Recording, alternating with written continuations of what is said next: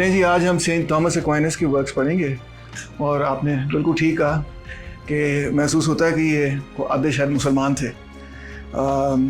Actually he was a very important 13th century figure in the Roman Catholic church.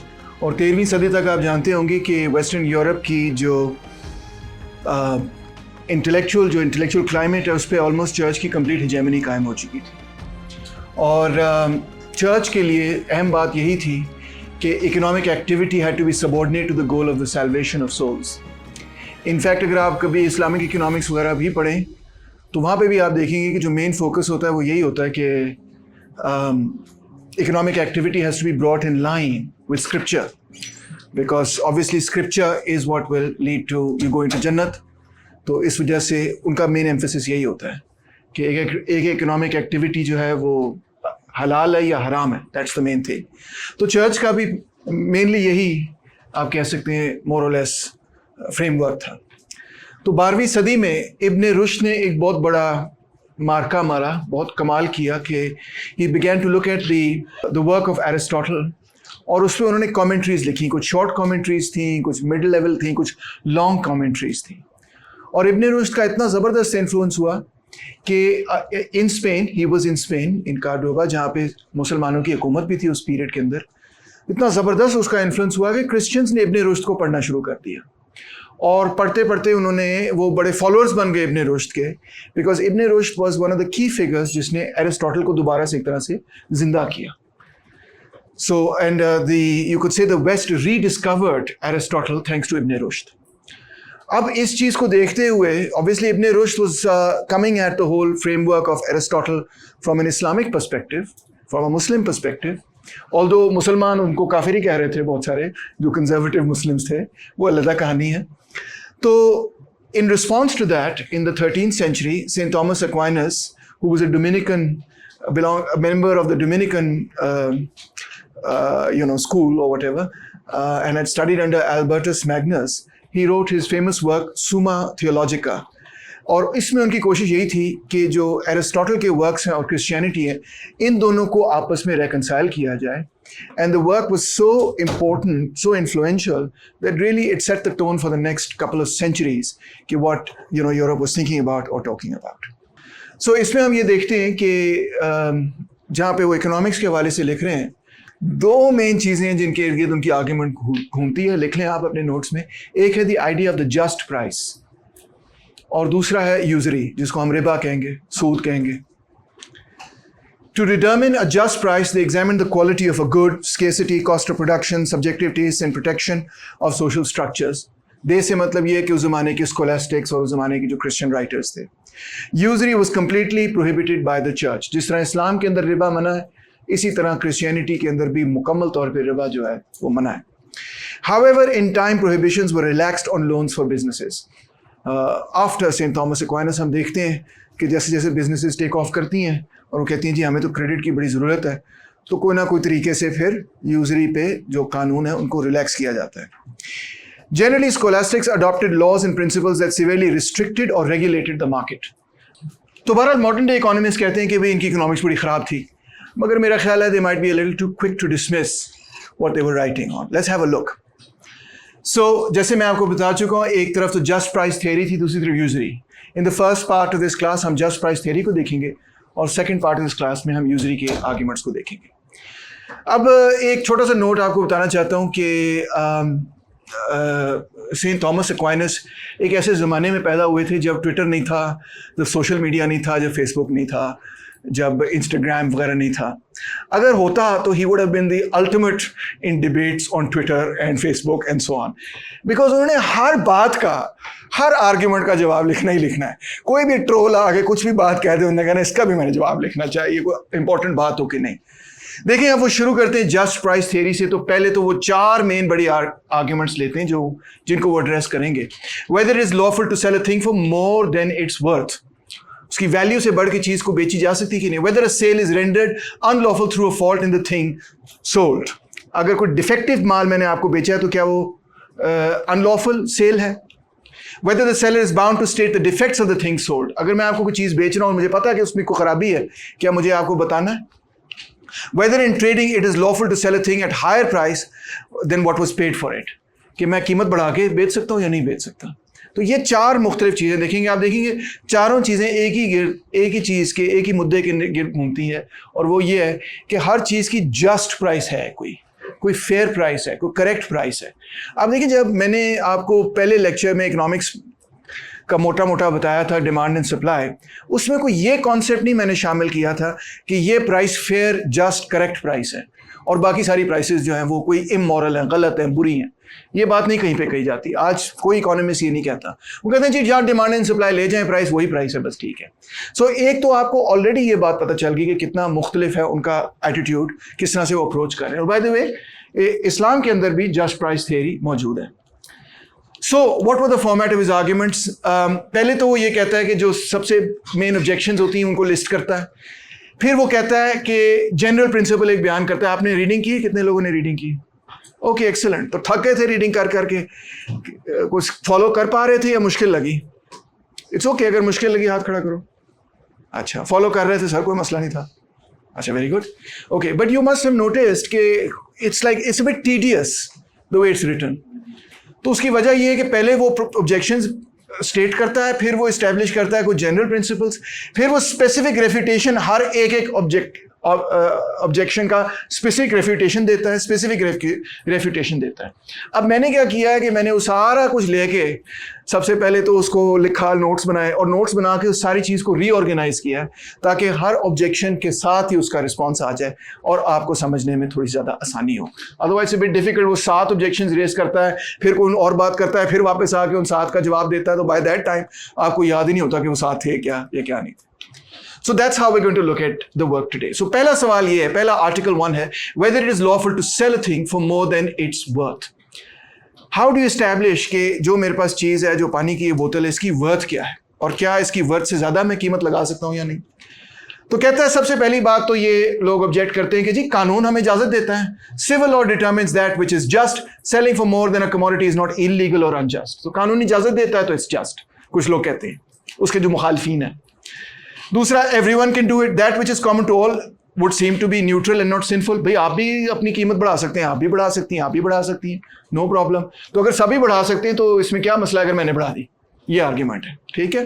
तीसरा, utility, this utility sometimes is worth more than the thing given, for instance if the receiver be in great need of that thing. कि अगर आपको वाकई बड़ी जरूरत थी उस पानी की और मैंने आपको महंगा बेच दिया पानी, तो क्या आपका क्या नुकसान गया? कोई नुकसान नहीं गया, आपको तो जरूरत थी ना, तो आपको मिल गई महंगी चीज। मगर आप देखेंगे कि सेंट थॉमस एक्वाइनेस थिंक्स कि ये गलत किया आपने, ये बुरा किया आपने कि आपने महंगी चीज बेची।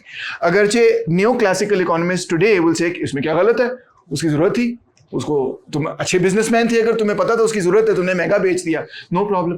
कितनी दिलचस्प बात है कि ये arguments are already occurring all the way back in the 13th century. मुझे तो ये बात फैसिनेटिंग लगती है कि आप सोच रहे हैं यूटिलिटी बड़ी नई चीज है और देखो 13th सेंचुरी में भी वही आर्ग्यूमेंट्स हो रही है ना, दिलचस्प बात।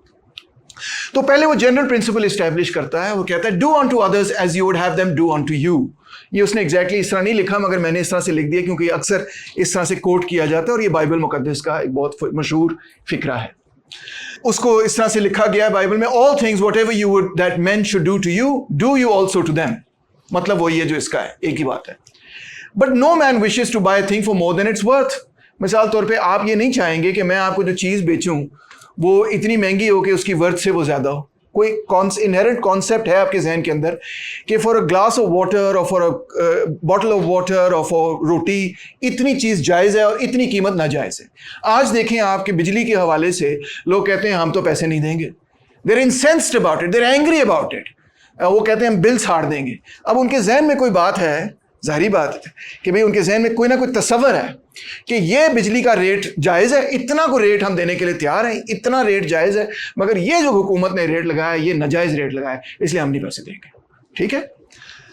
सो therefore no man should sell a thing to another man for more than its worth. अगर आप नहीं चाहेंगे कि आपको एक चीज़ जो कि एक्चुअली सस्ती बिकनी चाहिए थी महंगी किसी ने बेची है, तो फिर आपका भी पर भी ये फ़र्ज़ बनता है कि आप भी जो चीज़ बेच रहे किसी दूसरे को वो एक हद से ज़्यादा महंगी नहीं आप कर सकते, उसकी भी आपने जस्ट कीमत लगानी है। बड़ा सिंपल सा असूल है, यू विल फील चीटेड। जी,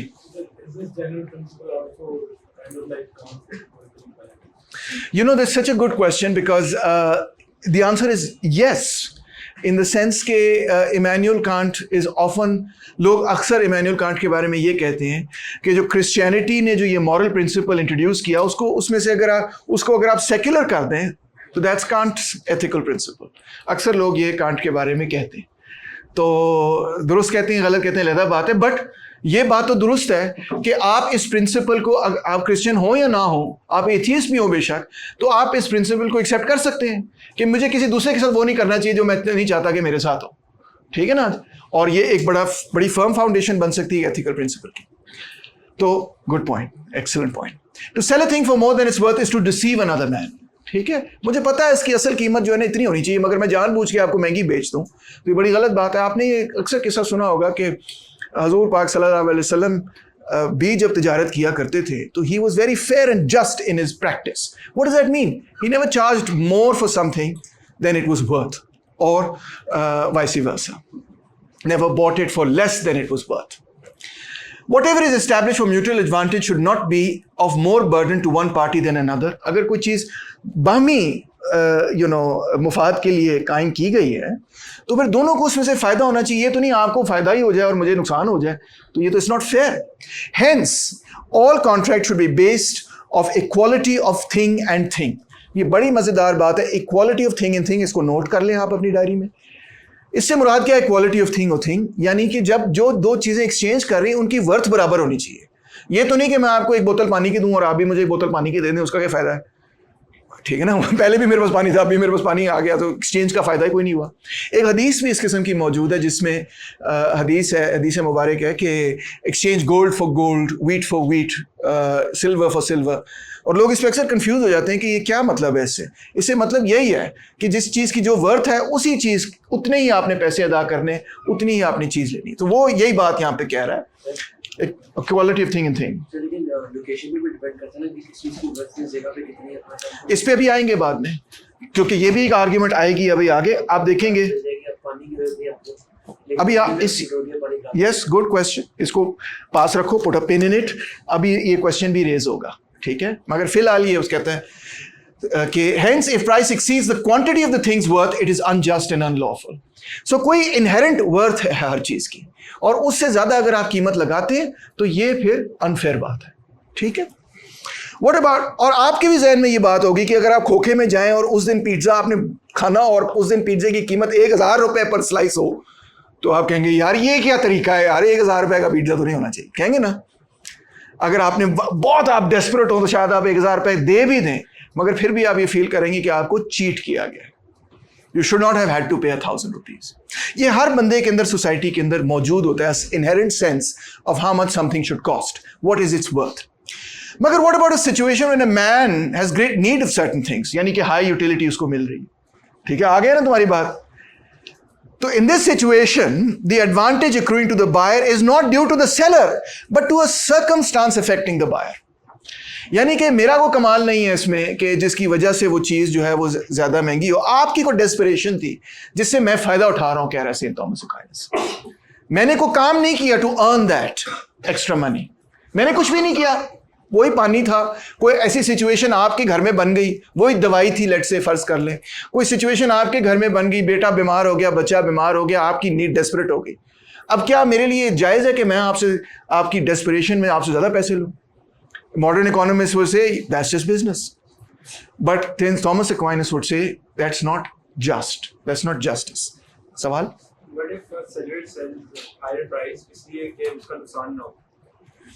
हाँ, sellers can sell at a higher price as long as नुकसान ना हो। से क्या मुराद है आपका? मतलब इन्फ्लेशन हो गई है, अब पहले कोई और प्राइस थी उसकी, अब वो मतलब कॉस्ट ऑफ प्रोडक्शन वगैरह, इन्फ्लेशन तो सारी प्राइसेस बढ़ जाएंगी ना, तो उससे तो मैटर नहीं करता। स्पेसिफिक चीज में मतलब स्टील की प्राइस में ज़्यादा हो गया, उसको इन्फ्लेशन नहीं कहेंगे, उसको सिर्फ ये कहेंगे कि एक चीज़ की कीमत बढ़ी है।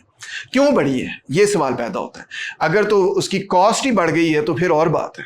अगर कोई सर्कमस्टांस है जिसकी वजह से वो बढ़ गई है, तो फिर आपने अगर हायर प्राइस चार्ज की तो आपने कुछ ठीक नहीं किया, ठीक है ना। अगर खास तौर पे सर्कमस्टांस ऐसा है कि it is not due to the seller but to a circumstance affecting the buyer, no man should sell what is not his. ठीक है जी, अगर आपने कुछ ऐसा कमाल नहीं किया कि जिसकी नतीजे में वो उस चीज़ की वर्थ बढ़ गई है, और आप उसको महंगा बेच रहे हैं, तो इसका मतलब है आप ज्यादती कर रहे हैं। ठीक है जी। Hence it would be wrong to charge more for such a thing, he concludes। ठीक है। सो जब आप सवाल पूछ रहे हैं कि अगर किसी चीज की कीमत बढ़ गई है, तो मेरा अगला सवाल ये होगा कि क्यों बढ़ गई।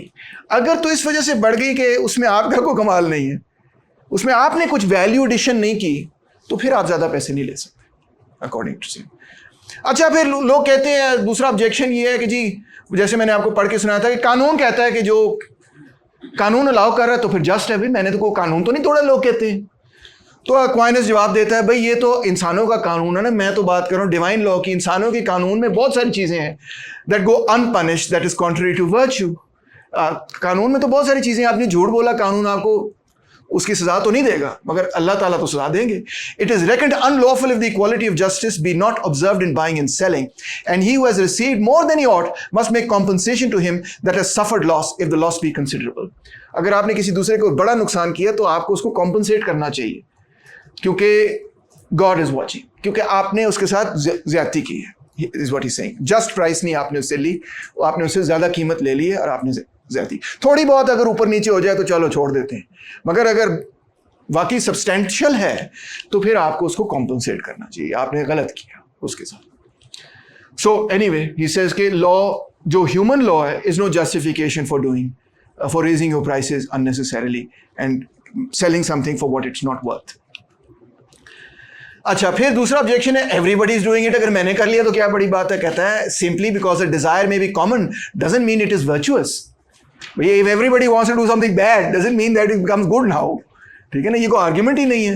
The common desire to sell for more and buy for less is motivated by vice, he says. इसके पीछे जो मकसद है वो तो यही है कि दूसरे का फायदा उठाओ। तो इसका मतलब है ये कोई वर्चुअस चीज नहीं है। Just because everybody wants to do something, अगर हर बंदा ये कहे कि जी मैं किसी दूसरे की चोरी कर लूं, तो इससे वो अच्छी चोरी अच्छी तो नहीं हो जाती, just because everybody does it. Correct जी।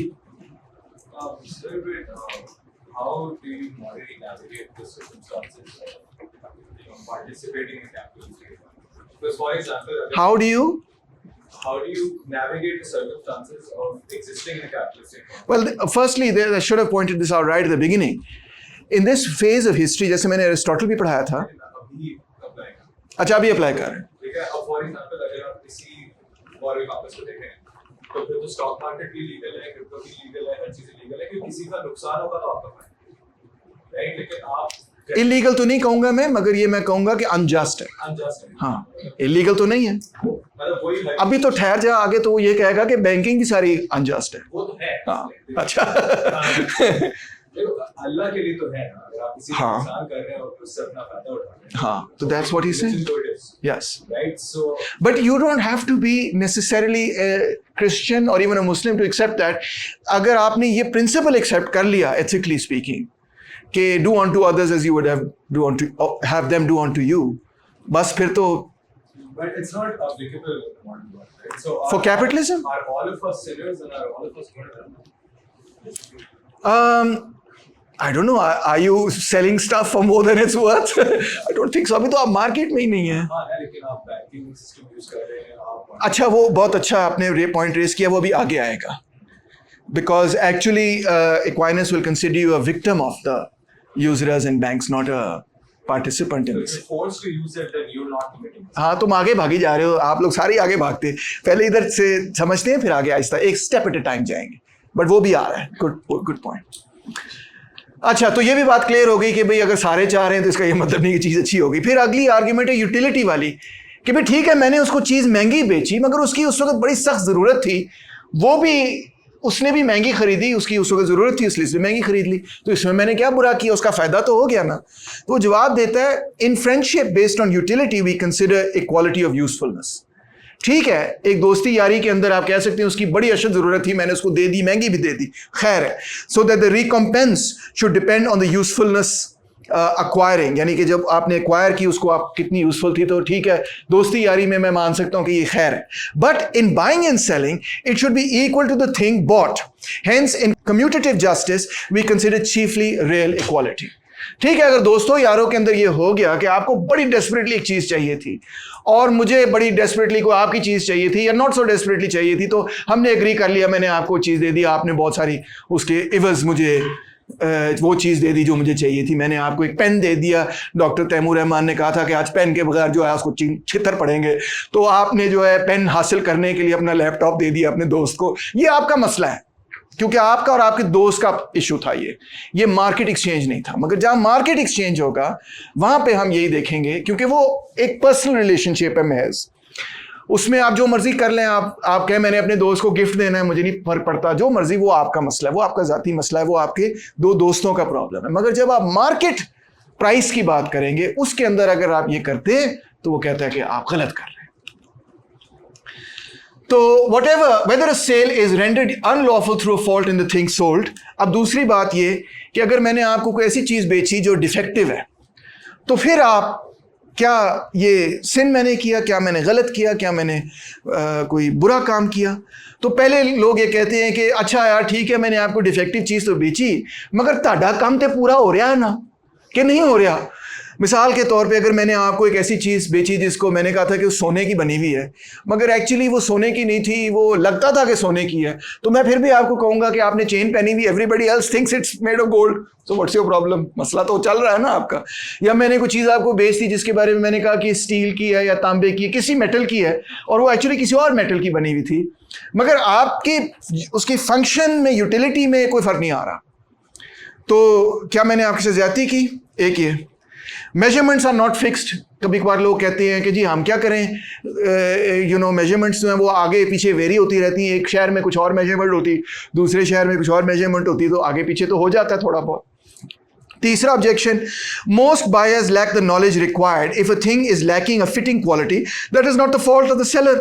अगर तुहानू नहीं पता सी कि पेंटियम 1 जो है वो बड़ा ही बेकार कंप्यूटर होता है और आपने उसके उतने पैसे दे दिए जितने के एक एप्पल के देने चाहिए थे, तो भाई मेरी क्या इसमें गलती है? आपकी नॉलेज डिफेक्टिव थी। यू शुड हैव नोन कि जो चीज़ आपने ख़रीदी है वो तो अच्छी चीज़ है ही नहीं, वो आपको पता होना चाहिए था कि ये डिफेक्टिव है। हो सकता है कि आप कोई चीज़ मंडी से ख़रीदें और आपको पता चले कि ये वो चीज़ नहीं थी जो आप एक्सपेक्ट करें, फिर आप जाके वापस उस सेलर को कहें कि सर ये आपने मुझे फ़ोन बेचा था, ये तो बेकार है, ये तो वो चीज़ नहीं है जो मुझे चाहिए थी। तो आपको कह के जी आपको पता होना चाहिए था लेने से पहले, मैंने तो आपको दिखा दिया था माल। ऐसे हो जाए ना, तो हो जाता है ना कभी कभी। तो एक्वाइनस क्या कहता है फिर, इसकी आर्ग्यूमेंट्स जवाब क्या देता है? कहता है दिस इज़ फ्रॉड, ये फ्रॉड है बेसिकली, कि किसी को ना बताना कि जो माल आप उसको बेच रहे हैं वो डिफेक्टिव है, ये बेसिकली फ्रॉड है। If a seller be aware of a fault in the thing he is selling, he is guilty of fraudulent sale. If anyone knowingly make use of a faulty measure in selling, he is guilty of fraud. जान उसको पता है ये तराजू ठीक नहीं है और वो इसको इस्तेमाल करके आपको चीज़ बेच देता है, वो भी फ्रॉड है। If a man knowingly sells an unhealthy animal as being a healthy one, he is guilty of fraud.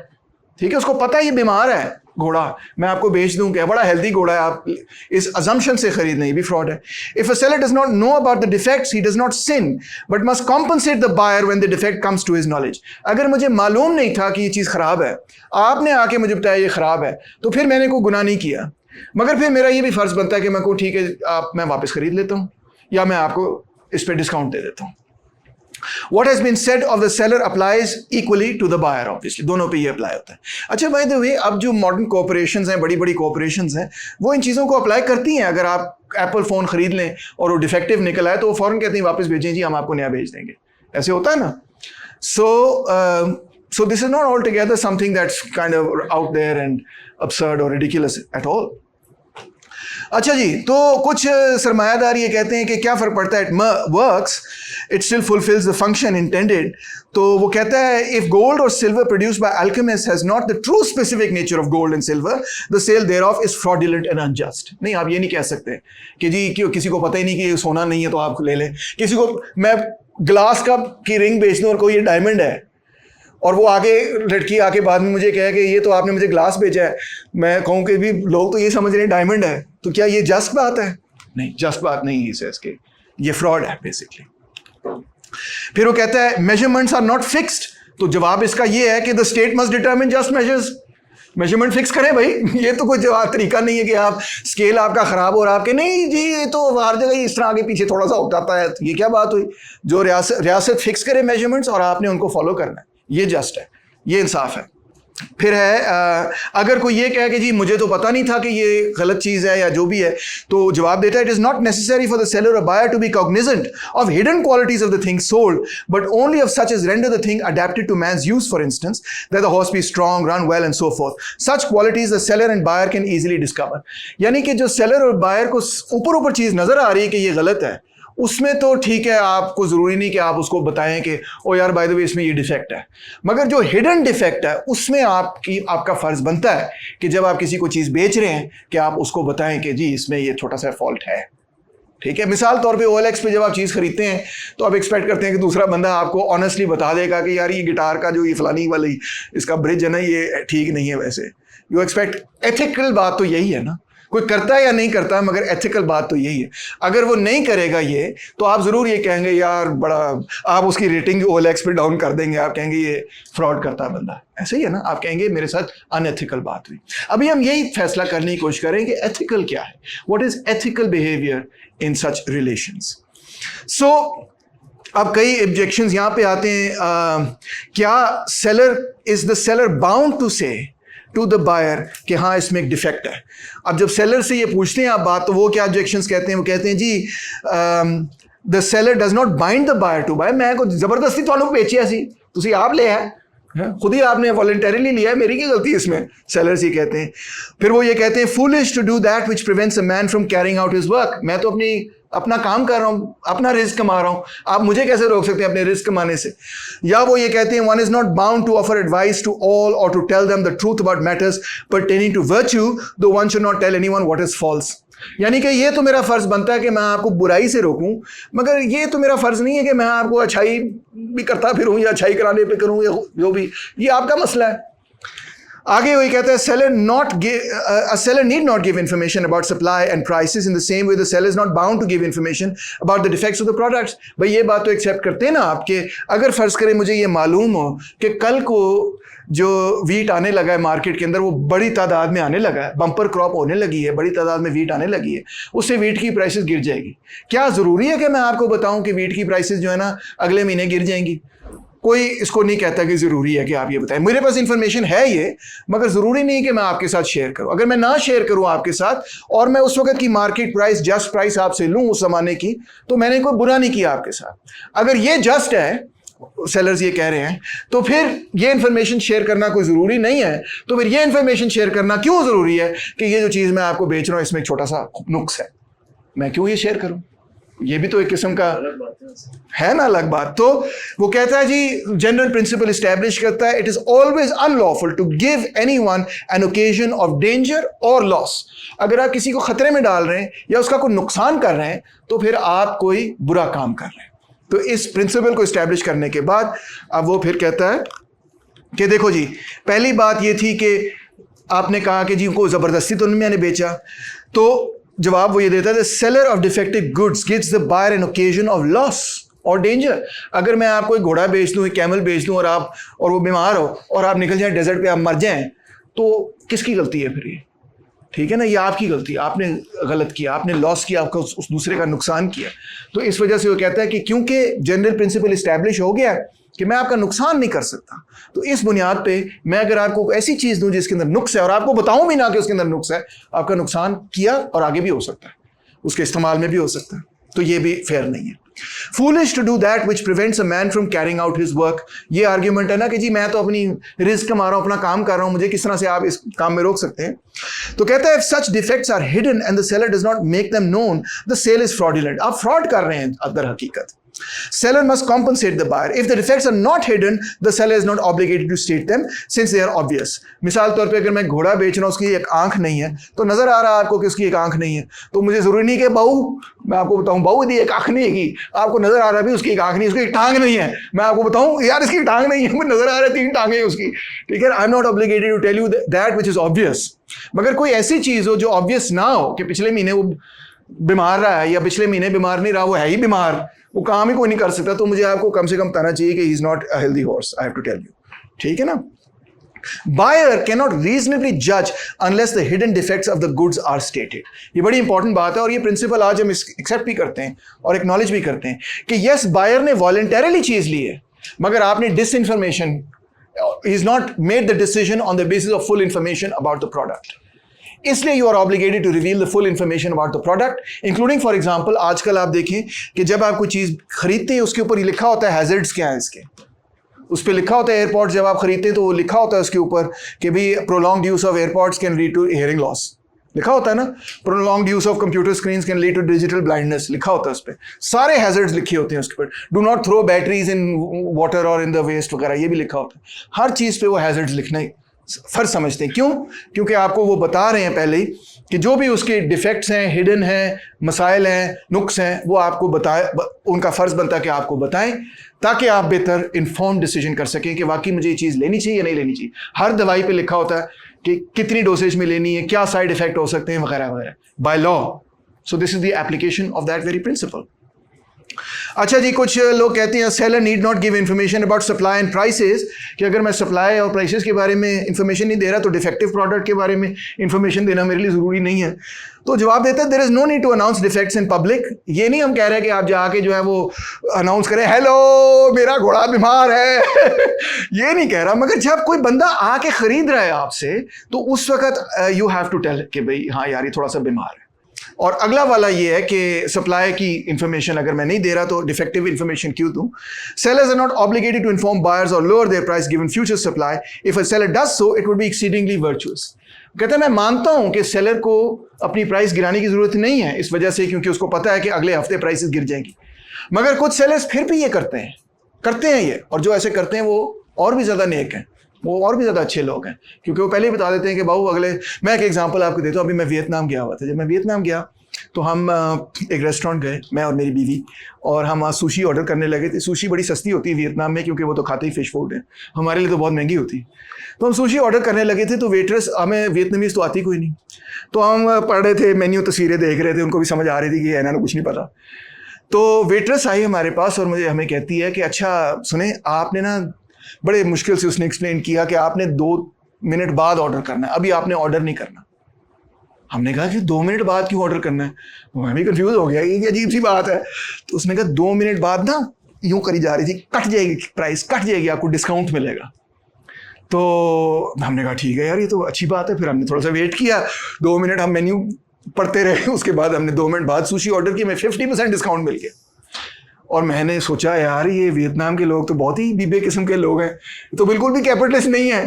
वो अगर कैपिटलिस्ट होते तो वो उनको पता था कि मुझे नहीं पता चलेगा, क्योंकि वियतनामीज में लिखा हुआ है कि 2 बजे के बाद आपको इतना डिस्काउंट है, पीक आवर्स के बाद आपको इतना डिस्काउंट है, मगर उस बंदी ने आके ये इन्फॉर्मेशन जान के शेयर कर दी।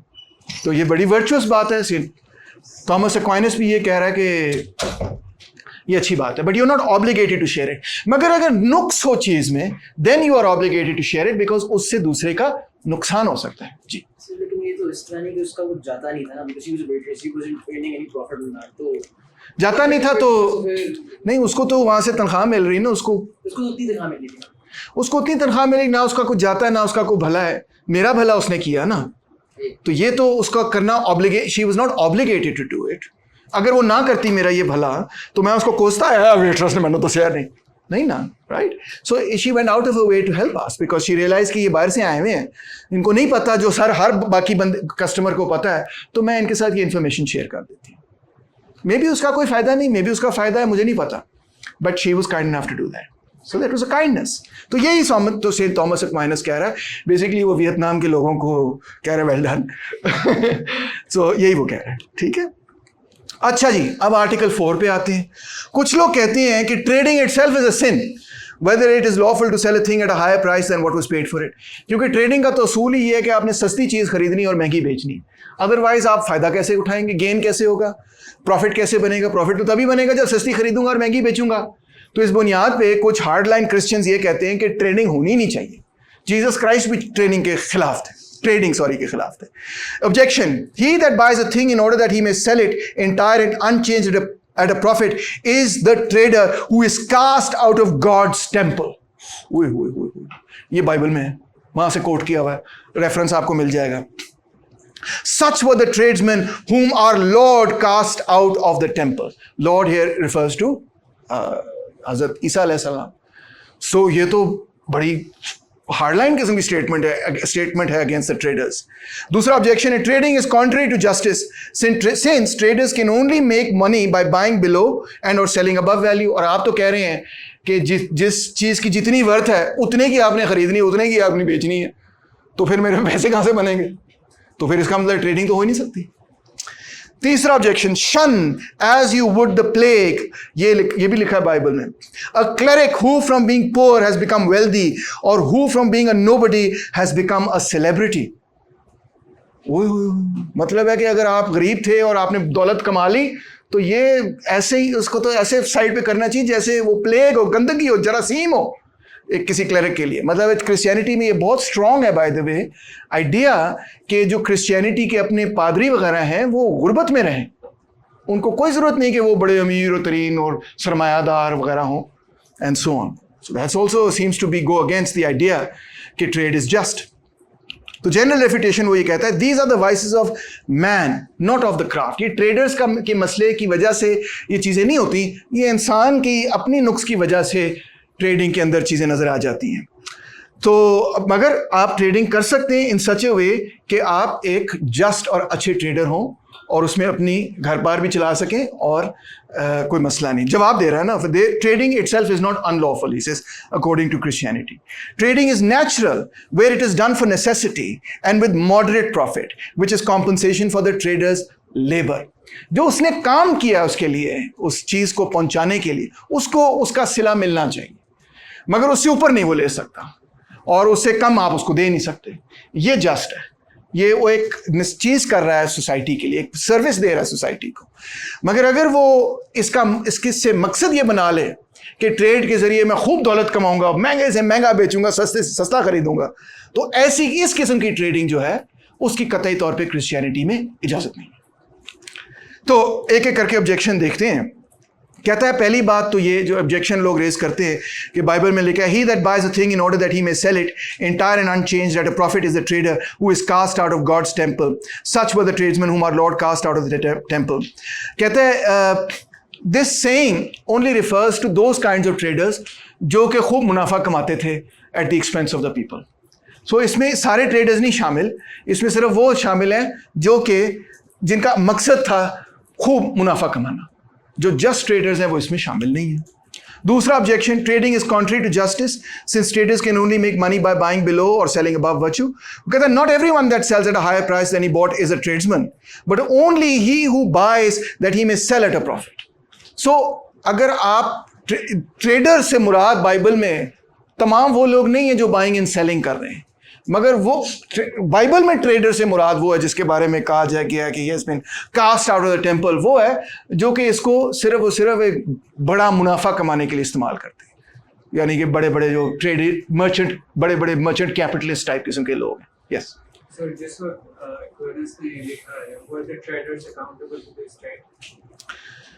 वेल यस एंड नो, मतलब इस सेंस में कि अगर ट्रेडर ने किसी मार्केट में आना है तो उस मार्केट में तो रियासत जो है उसको उसकी पकड़ धकड़ कर सकती है, मगर ट्रेडर्स जो हैं वो अक्सर उस पीरियड के अंदर लॉन्ग डिस्टेंस ट्रेडर्स होते थे। ट्रेडर्स जो है ना वो एक शहर के ट्रेडर्स नहीं होते थे। तो हर ट्रेडर ने शहर को छोड़ के जाना है, दूर ट्रैवल करना है, वहाँ से चीज़ लेके आनी है। जब वो शहर छोड़ के चला जाएगा तो अब वो दूसरी रियासत में चला जाएगा। सो और वो बीच में जो नो मैंस लैंड है उसमें वो किसी भी रियासत में नहीं है। So traders were the people who were kind of moving in and out of various states all the time at that time in history. Sir, so even the small traders who trade, they also traded with the intention of making profits. So Yeah. how is that different from traders who are selling? एक है the intention of making a profit और एक है the intention of supplying something that the society needs. Not the object is not to make a profit, the object is to get a fair profit, let's say, और a fair compensation, let's say, for the work you put in. कि आप गए किसी दूसरी मंडी में, दूर गए, वहाँ से चीज़ उठा के लेके आए, आपने इतना ट्रांसपोर्ट का काम किया, उसकी कॉम्पनसेशन तो आपको मिलनी चाहिए, that is just and fair.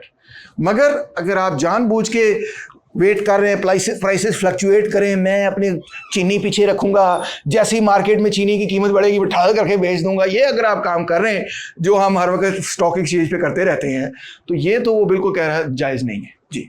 How would they determine कि ये फ्लॉट ट्रेडर है, ये तो जस्ट कर रहे हैं, और ये फ्लॉट ट्रेडर है, ये प्रॉफिट के लिए सब? ऑब्वियसली वो यही देखेंगे कि ये जस्ट प्राइस चार्ज कर रहा है कि नहीं. That's the basis.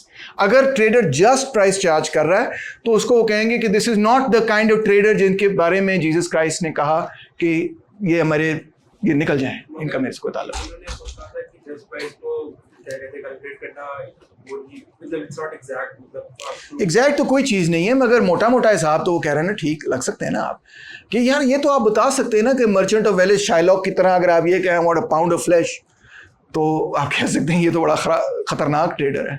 हाँ, there always be some grey area. Human matters में हमेशा ग्रे एरिया तो होता ही है, मगर इसका ये मतलब नहीं है कि you can't tell a really horrible क्या कहना चाहिए, लालची किस्म का trader from somebody who charges a just price. You can tell that. So who's going to regulate the just price? The state obviously. Church or the state? No, church तो सिर्फ doctrine बता रही है, मगर स्टेट का काम है कि वो प्राइस को रेगुलेट करे. But still, wouldn't you need people, the missionaries or the priests? No, state can do it with its magistrates. And that's how the state would do it in medieval markets. कि मंडी जब खुलती थी, बंद होती थी, तो एक मैजिस्ट्रेट होता था जो बाकायदा मंडी खोलता था, बोली लगवाता था. एक मैंने प्रीवियस कोर्स पढ़ाया था पॉलिटिकल इकोनॉमी ऑफ इंडस्ट्रियलाइजेशन, उसमें हमने मेडिवल मार्केट्स का मैंने बताया था कि मेडिवल मार्केट्स एक्चुअली ऑपरेट कैसे करती थी. तो it was a very regulated sort of market, जिसमें एक सर्टन टाइम में घंटी बजती थी, लोग आते थे, चीज़ें खरीदते थे, पहले लिस्ट बनती थी, प्राइसेस अनाउंस होती थी, रेगुलेट होती थी. फ्री मार्केट इकोनॉमी होती नहीं थी उस पीरियड की, ठीक है, तो रियासत करती थी. मगर चर्च का क्या काम है? चर्च आपको बता रही है कि अच्छा और बुरा क्या है, कि तमीज़ बता रही है. हो सकता है कि आप पकड़े ना जाएं, कानून आपको इजाज़त दे रहा है कि आप प्राइस बढ़ा सकते हैं, मगर चर्च आपको इजाज़त नहीं दे रही. As a good Christian you should not do it. ठीक है जी. Sir, actually, in my understanding of Aquinas, one thing जो just price को determine करती है is the addition of value, right? तो आप for example ये नहीं कर सकते कि आप एक चीज़ आपने एक बंदे से उठाई, आप 4 कदम चल के आप दूसरे बंदे को आगे दे सकते. Exactly. So what you have to do is you either have to participate in transport, you either have to take something. जैसे मैंने आपसे To earn again. फूल खरीदा, मैंने उसके कपड़े बनाए, तो मैंने उसको वैल्यू ऐड की, हाँ. ठीक है, उसके लिए मैं चार्ज कर सकता हूँ. Secondarily, the other proportion is because Aquinas की main philosophy है, हाँ. वो इकोनॉमी पे नहीं है, वो गॉड पे, right? And he uses the sorry, ये नहीं मुझे जुमला समझ आया. Aquinas की मेन जो major works हैं, हाँ. they concentrate around proving the existence of God through the naturalistic point of view.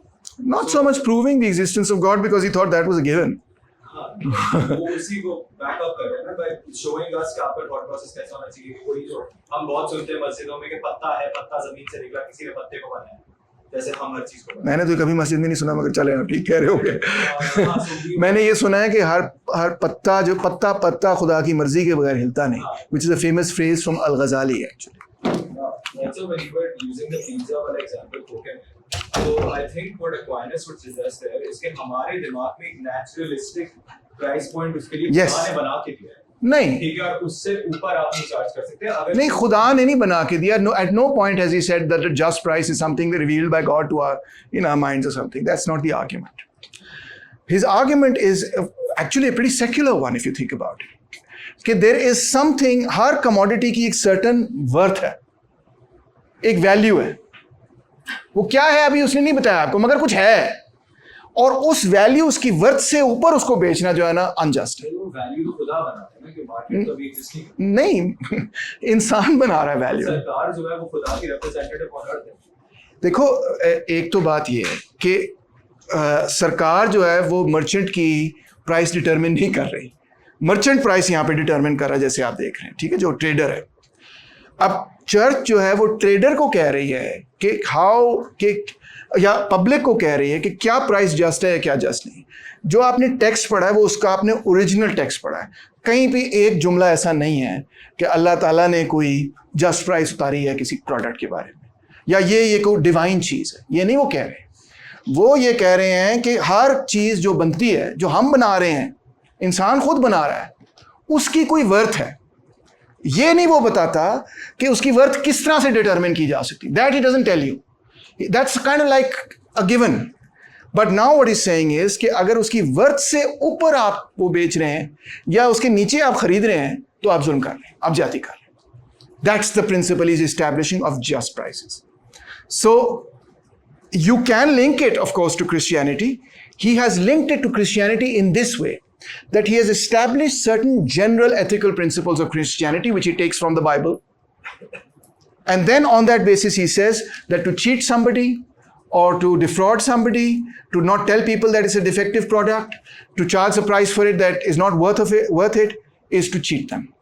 But I am saying that even if you are not Christian, even if you're not a believer, ठीक है, even if you're not religious and you accept the ethical principle कि हाँ, I cannot defraud, to defraud you is a quote unquote bad thing, and then if you accept the argument that things have some intrinsic worth, and if I sell them above their worth, I am defrauding you. The same conclusions as Aquinas follow.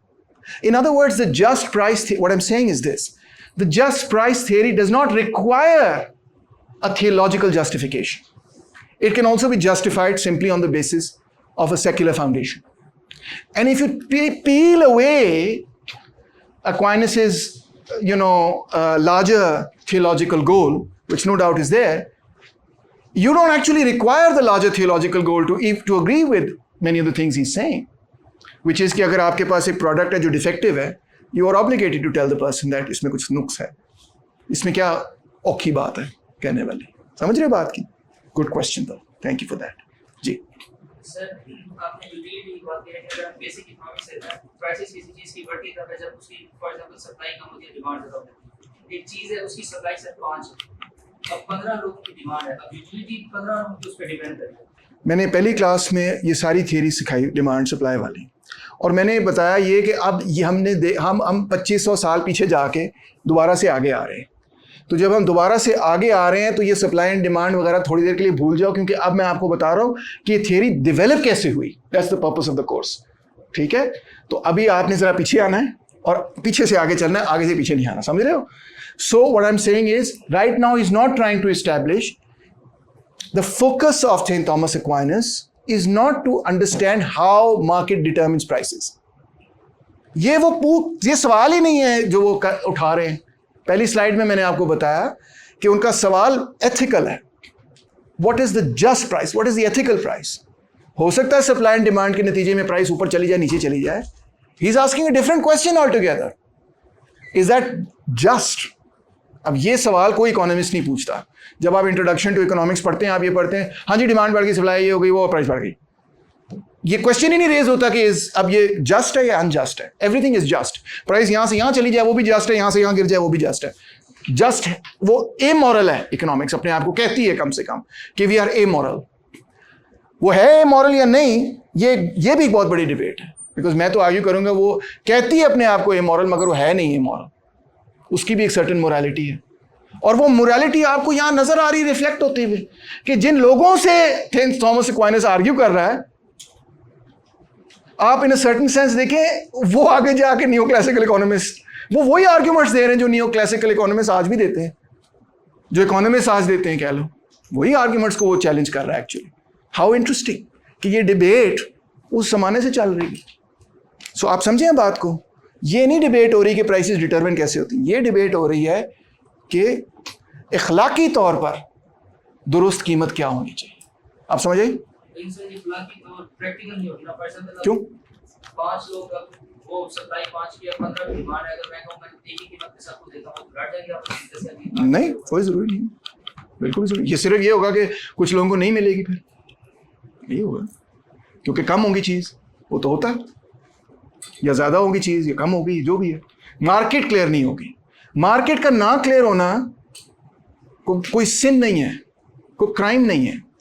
हो जाता है कभी कभार. आप एक चीज़ चाहते हैं, आप कहते हैं मैंने पिज्ज़ा खाना है, आप मार्केट में जाते हैं, आप खोखे पे जाते हैं, वो कहता है सॉरी सर पिज्ज़ा खत्म हो गया.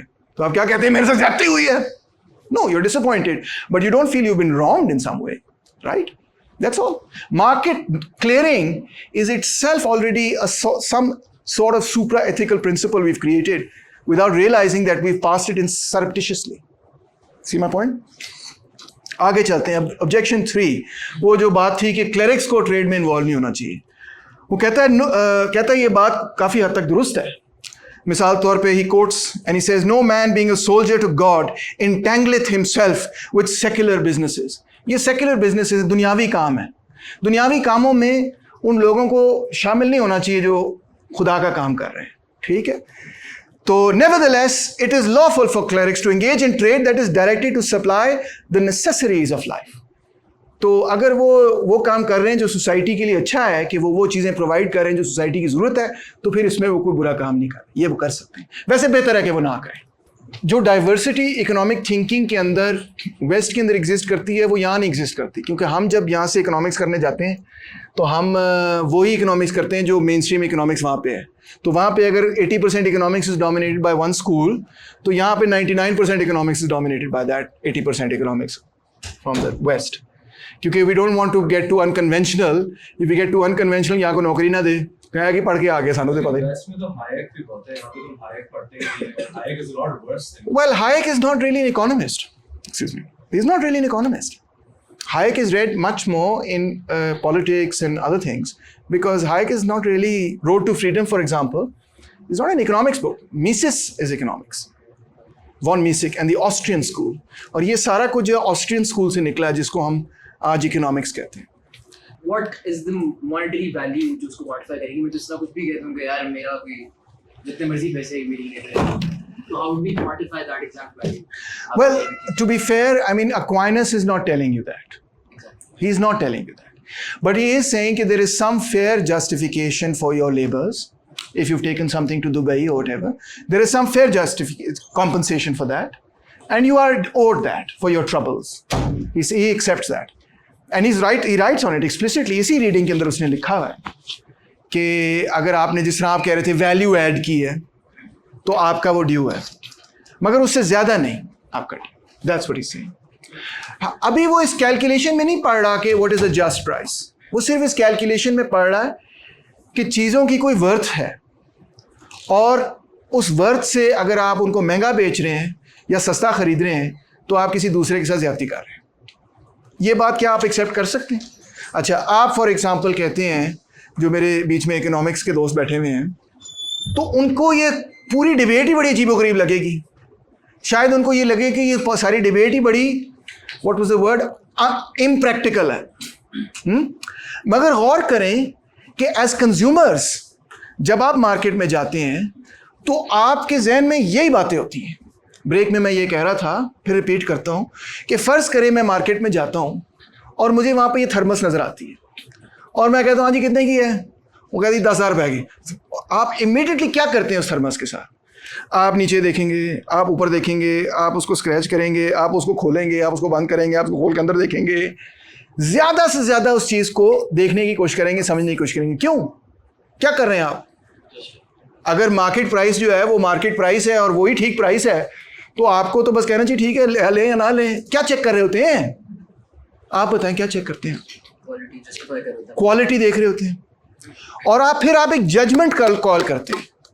हो सकता है आपको थर्मस चाहिए, आपने फैसला किया और मैं मार्केट जा रहा हूँ थर्मस खरीदने के लिए, ठीक है, मगर फिर आप एक वैल्यू जजमेंट करते हैं। वैल्यू जजमेंट क्या होती है कि अगर ये बंदा कह रहा है 10,000 रुपये की चीज़ है, क्या आपके पॉइंट ऑफ व्यू में, आपने चेक की है उसकी क्वालिटी वगैरह, क्या आपके पॉइंट ऑफ व्यू में इसकी वर्थ है 10,000? क्या आप ये नहीं करते? जब आप चीज़ खरीदते हैं, क्या आप चेक नहीं करते कि वाकई उसकी इतनी क्वालिटी है कि मैं is it worth 10,000 rupees? Whenever you buy something, जब आपको मिलता है स्ट्रीट वेंडर, वो कहता है बाजी ये दुपट्टा ले लें या ये दरी ले लें, और वो आप पूछते हैं अच्छा कितने की है, वो कहता है जी आपके लिए ख़ास कीमत है 20,000 रुपये, और आप फ़ौरन कहते हैं ले 20,000 रुपये। और कहता है अच्छा बाजी ठीक है जी 10,000 रुपये आपके लिए, ख़ास आपके लिए। कहती नहीं मैं नहीं लेती। फिर आप आगे जाते हैं अच्छा बाजी आपके लिए 5,000 रुपये, सिर्फ आपके लिए कीमत 5,000 रुपये। आपको पहले ही पता है कि नहीं, इसकी कीमत 20,000 नहीं होनी चाहिए, इसकी तकरीबन लगभग 5-6 हज़ार रुपये होनी चाहिए। आपको कुछ अंदाज़ा है ना, तो यू बार्गेन देम डाउन। और अगर आप ज़्यादा बार्गेन कर लें, आप कहें मैं तो 2,000 रुपये दूंगी, तो वो क्या कहेगा? वो कहेगा बाजी चले नहीं सॉरी बाजी, हमने भी बच्चों का पेट पालना है, तो और ये वारा नहीं खाता हमें। That's right, that's the phrase they, वारा नहीं खाता, it's too undervalued what you giving. So इसका मतलब ये है कि बायर और सेलर दोनों के दिमाग में या दोनों के दरमियान एक नेगोशिएशन भी हो रही है, मगर दोनों के दिमाग में कोई कॉन्सेप्ट है कि what is a just price. अब मेरा क्वेश्चन आपसे ये है कि किस तरह डिटरमिन हो रही है वो जस्ट प्राइस? आपके दिमाग में कैसे आप फैसला करते हैं कि कोई चीज़ जो है वो महंगी बिक रही है या ठीक कीमत पे बिक रही है, या ओए तो इतनी सस्ती मिल गई, ओ my God I can't believe, ये बोतल जो थी सिर्फ 5,000 रुपए की थी, राइट? आप कहेंगे वो this is a bargain because it was worth much more. Don't you say that to yourself, oh my God this was worth much more? या you say to yourself, oh my God this was worth much less than I bought it for? It's not about the price. Point to be noted, it's not about the price because you bought it at the market price, but you still have some sense that the market price is overvaluing the product or undervaluing the product. How do you get that sense? जी. So ये जो पूरा foreign force कौन करेगा, the consumer, the buyer या the state? देखो market में तो इस वक्त तो कोई भी इन्फोर्स नहीं करता, और Aquinas is not getting into the debate कि ये इन्फोर्स कौन करेगा. हाँ, आप हो सकता है स्टेट से इन्फोर्स करवाना चाहें, जिस तरह बहुत सारी चीज़ों के ऊपर प्राइस कंट्रोल्स होते हैं, प्राइस सीलिंग्स होती हैं, प्राइस फ्लोर्स होती हैं, ठीक है? वियतनाम के अंदर फॉर एग्जांपल खाने पीने की अशिया पे हुकूमत जो है वो पहले, और बिजली की कीमत, गैस की कीमत, एजुकेशन, हेल्थ केयर, ये सब चीज़ें बड़ी हाईली सब्सिडाइज्ड हैं, ठीक है? वो पहले ही उन्होंने प्राइसेस जो हैं वो सेट की हुई हैं, जिनको वो कहते हैं एसेंशियल कमोडिटीज़ की प्राइसेस उन्होंने सेट की हुई, बाकी प्राइसेस वो कहते हैं मार्केट को डिटरमिन करें, मगर इनकी प्राइसेस नहीं हम आगे पीछे होने देंगे। तो government can do it, but here the argument is not who is the enforcing agency, इधर आर्ग्यूमेंट जो है वो मॉरल आर्ग्यूमेंट है कि अगर आप एक ट्रेडर हैं या आप एक सेलर हैं या आप एक बायर हैं, तो what is the just thing for you to do to go to God? Here is where God comes in. अगर आप महंगा बेचते हैं, हो सकता है वो कानून के दायरे में दुरुस्त हो, मगर अल्लाह मियाँ देख रहे हैं, फरिश्ते नोट कर रहे हैं यहाँ पे, ठीक है? उसकी सज़ा, उसका जज़ा वगैरह आपको मिलेगा अगर आपने अच्छा या बुरा किया। तो that's his argument. His argument is not के how our price is determined, he knows how prices are determined. ऊपर नीचे होती हैं, ट्रेडर्स कीमतें बढ़ाने की कोशिश करते हैं, बायर्स जो हमेशा कीमतें गिराने की कोशिश करते हैं, ये तो सब जानते हैं ना. ये तो पिछली क्लास में एरिस्टोटल के ज़माने से लोग जानते हैं. किसको नहीं पता कि जो खरीदेगा वो हमेशा ये कहेगा सस्ता दो, और जो बेचेगा वो हमेशा कोशिश करेगा महंगा बेचो. ये तो कोई बड़ी इकोनॉमिक्स नहीं है, ये तो कॉमन सेंस की बात है. क्वेश्चन जो वो रेज कर रहा है वो ये है कि कहाँ पे ये फेयर और एथिकल है.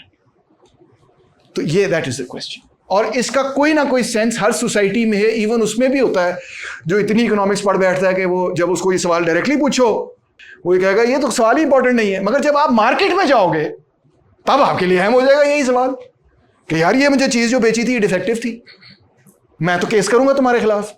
आप केस भी कर सकते हैं, आपको पता है, अगर आपको डिफेक्टिव चीज़ मिले. जानते हैं ना आप इसको, आप कर सकते हैं. मैकडोनल्ड्स में एक बंदी गई, उसने कप ऑफ कॉफ़ी ली, उसने वो कॉफ़ी पकड़ी हुई थी, आपने टांगों में रखी, गाड़ी वो चला रही थी, उसका लिड टाइट नहीं था, वो गिर गई कॉफ़ी, उसकी सारी टांगें जल गई. उसने मिलियंस के लिए उस ज़माने में मैकडोनल्ड्स को सू किया कि तो आपने नंबर 1 कॉफ़ी बहुत ज़्यादा गर्म थी, तो इतनी गर्म थी कि उसने मेरी स्किन ही सारी जला दी. कॉशन नहीं लिखा हुआ था, लिड नहीं टाइट थी, उसने सू कर दिया और कोर्ट ने अपहोल्ड किया कि हाँ मैकडोनल्ड्स ने गलत किया है, this woman needs to be compensated, क्योंकि इस औरत का नुकसान किया आपने. मैकडोनल्ड्स के वकीलों ने यही बात की थी, भाई हमने को ज़बरदस्ती तो कॉफ़ी नहीं बेची थी, यही कहा होगा ना.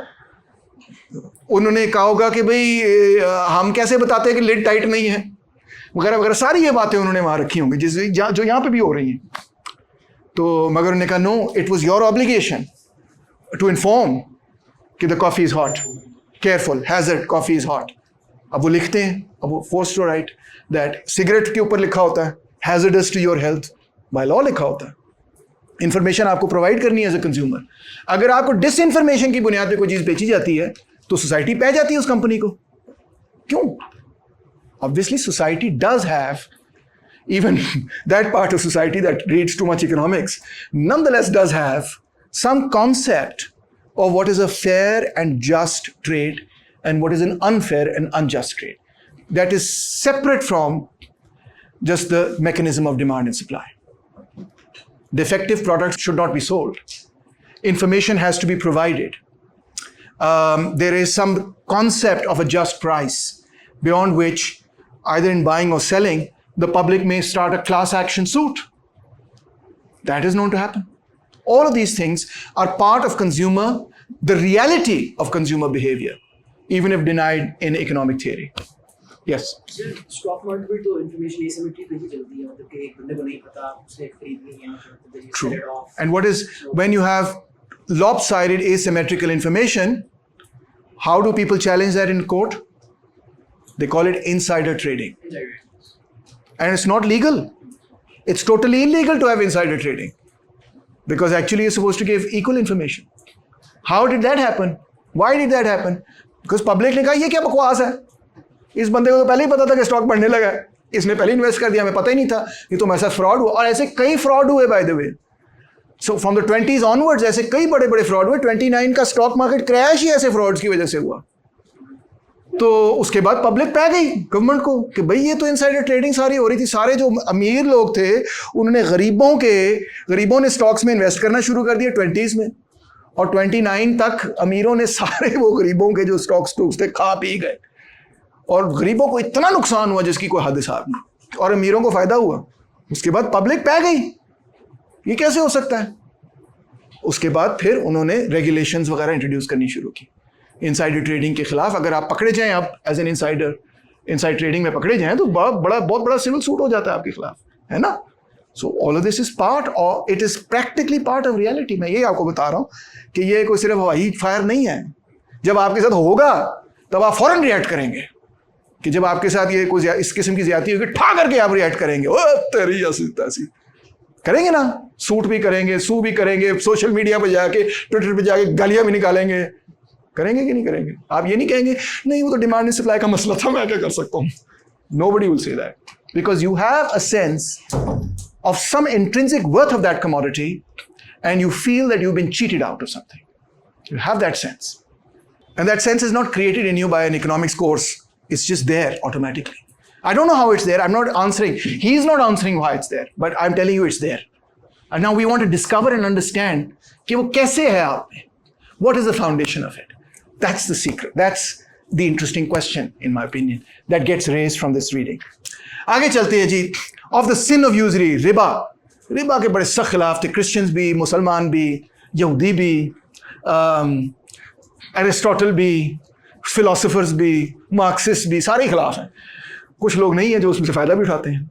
तो इसमें 4 मुख्तलिफ आर्टिकल्स है. पहला है whether it is a sin to take money as a price for money lent which is to receive usury, यानी कि इंटरेस्ट लेना, सूद लेना. Whether it is lawful to lend money for any other kind of consideration by way of payment for the loan.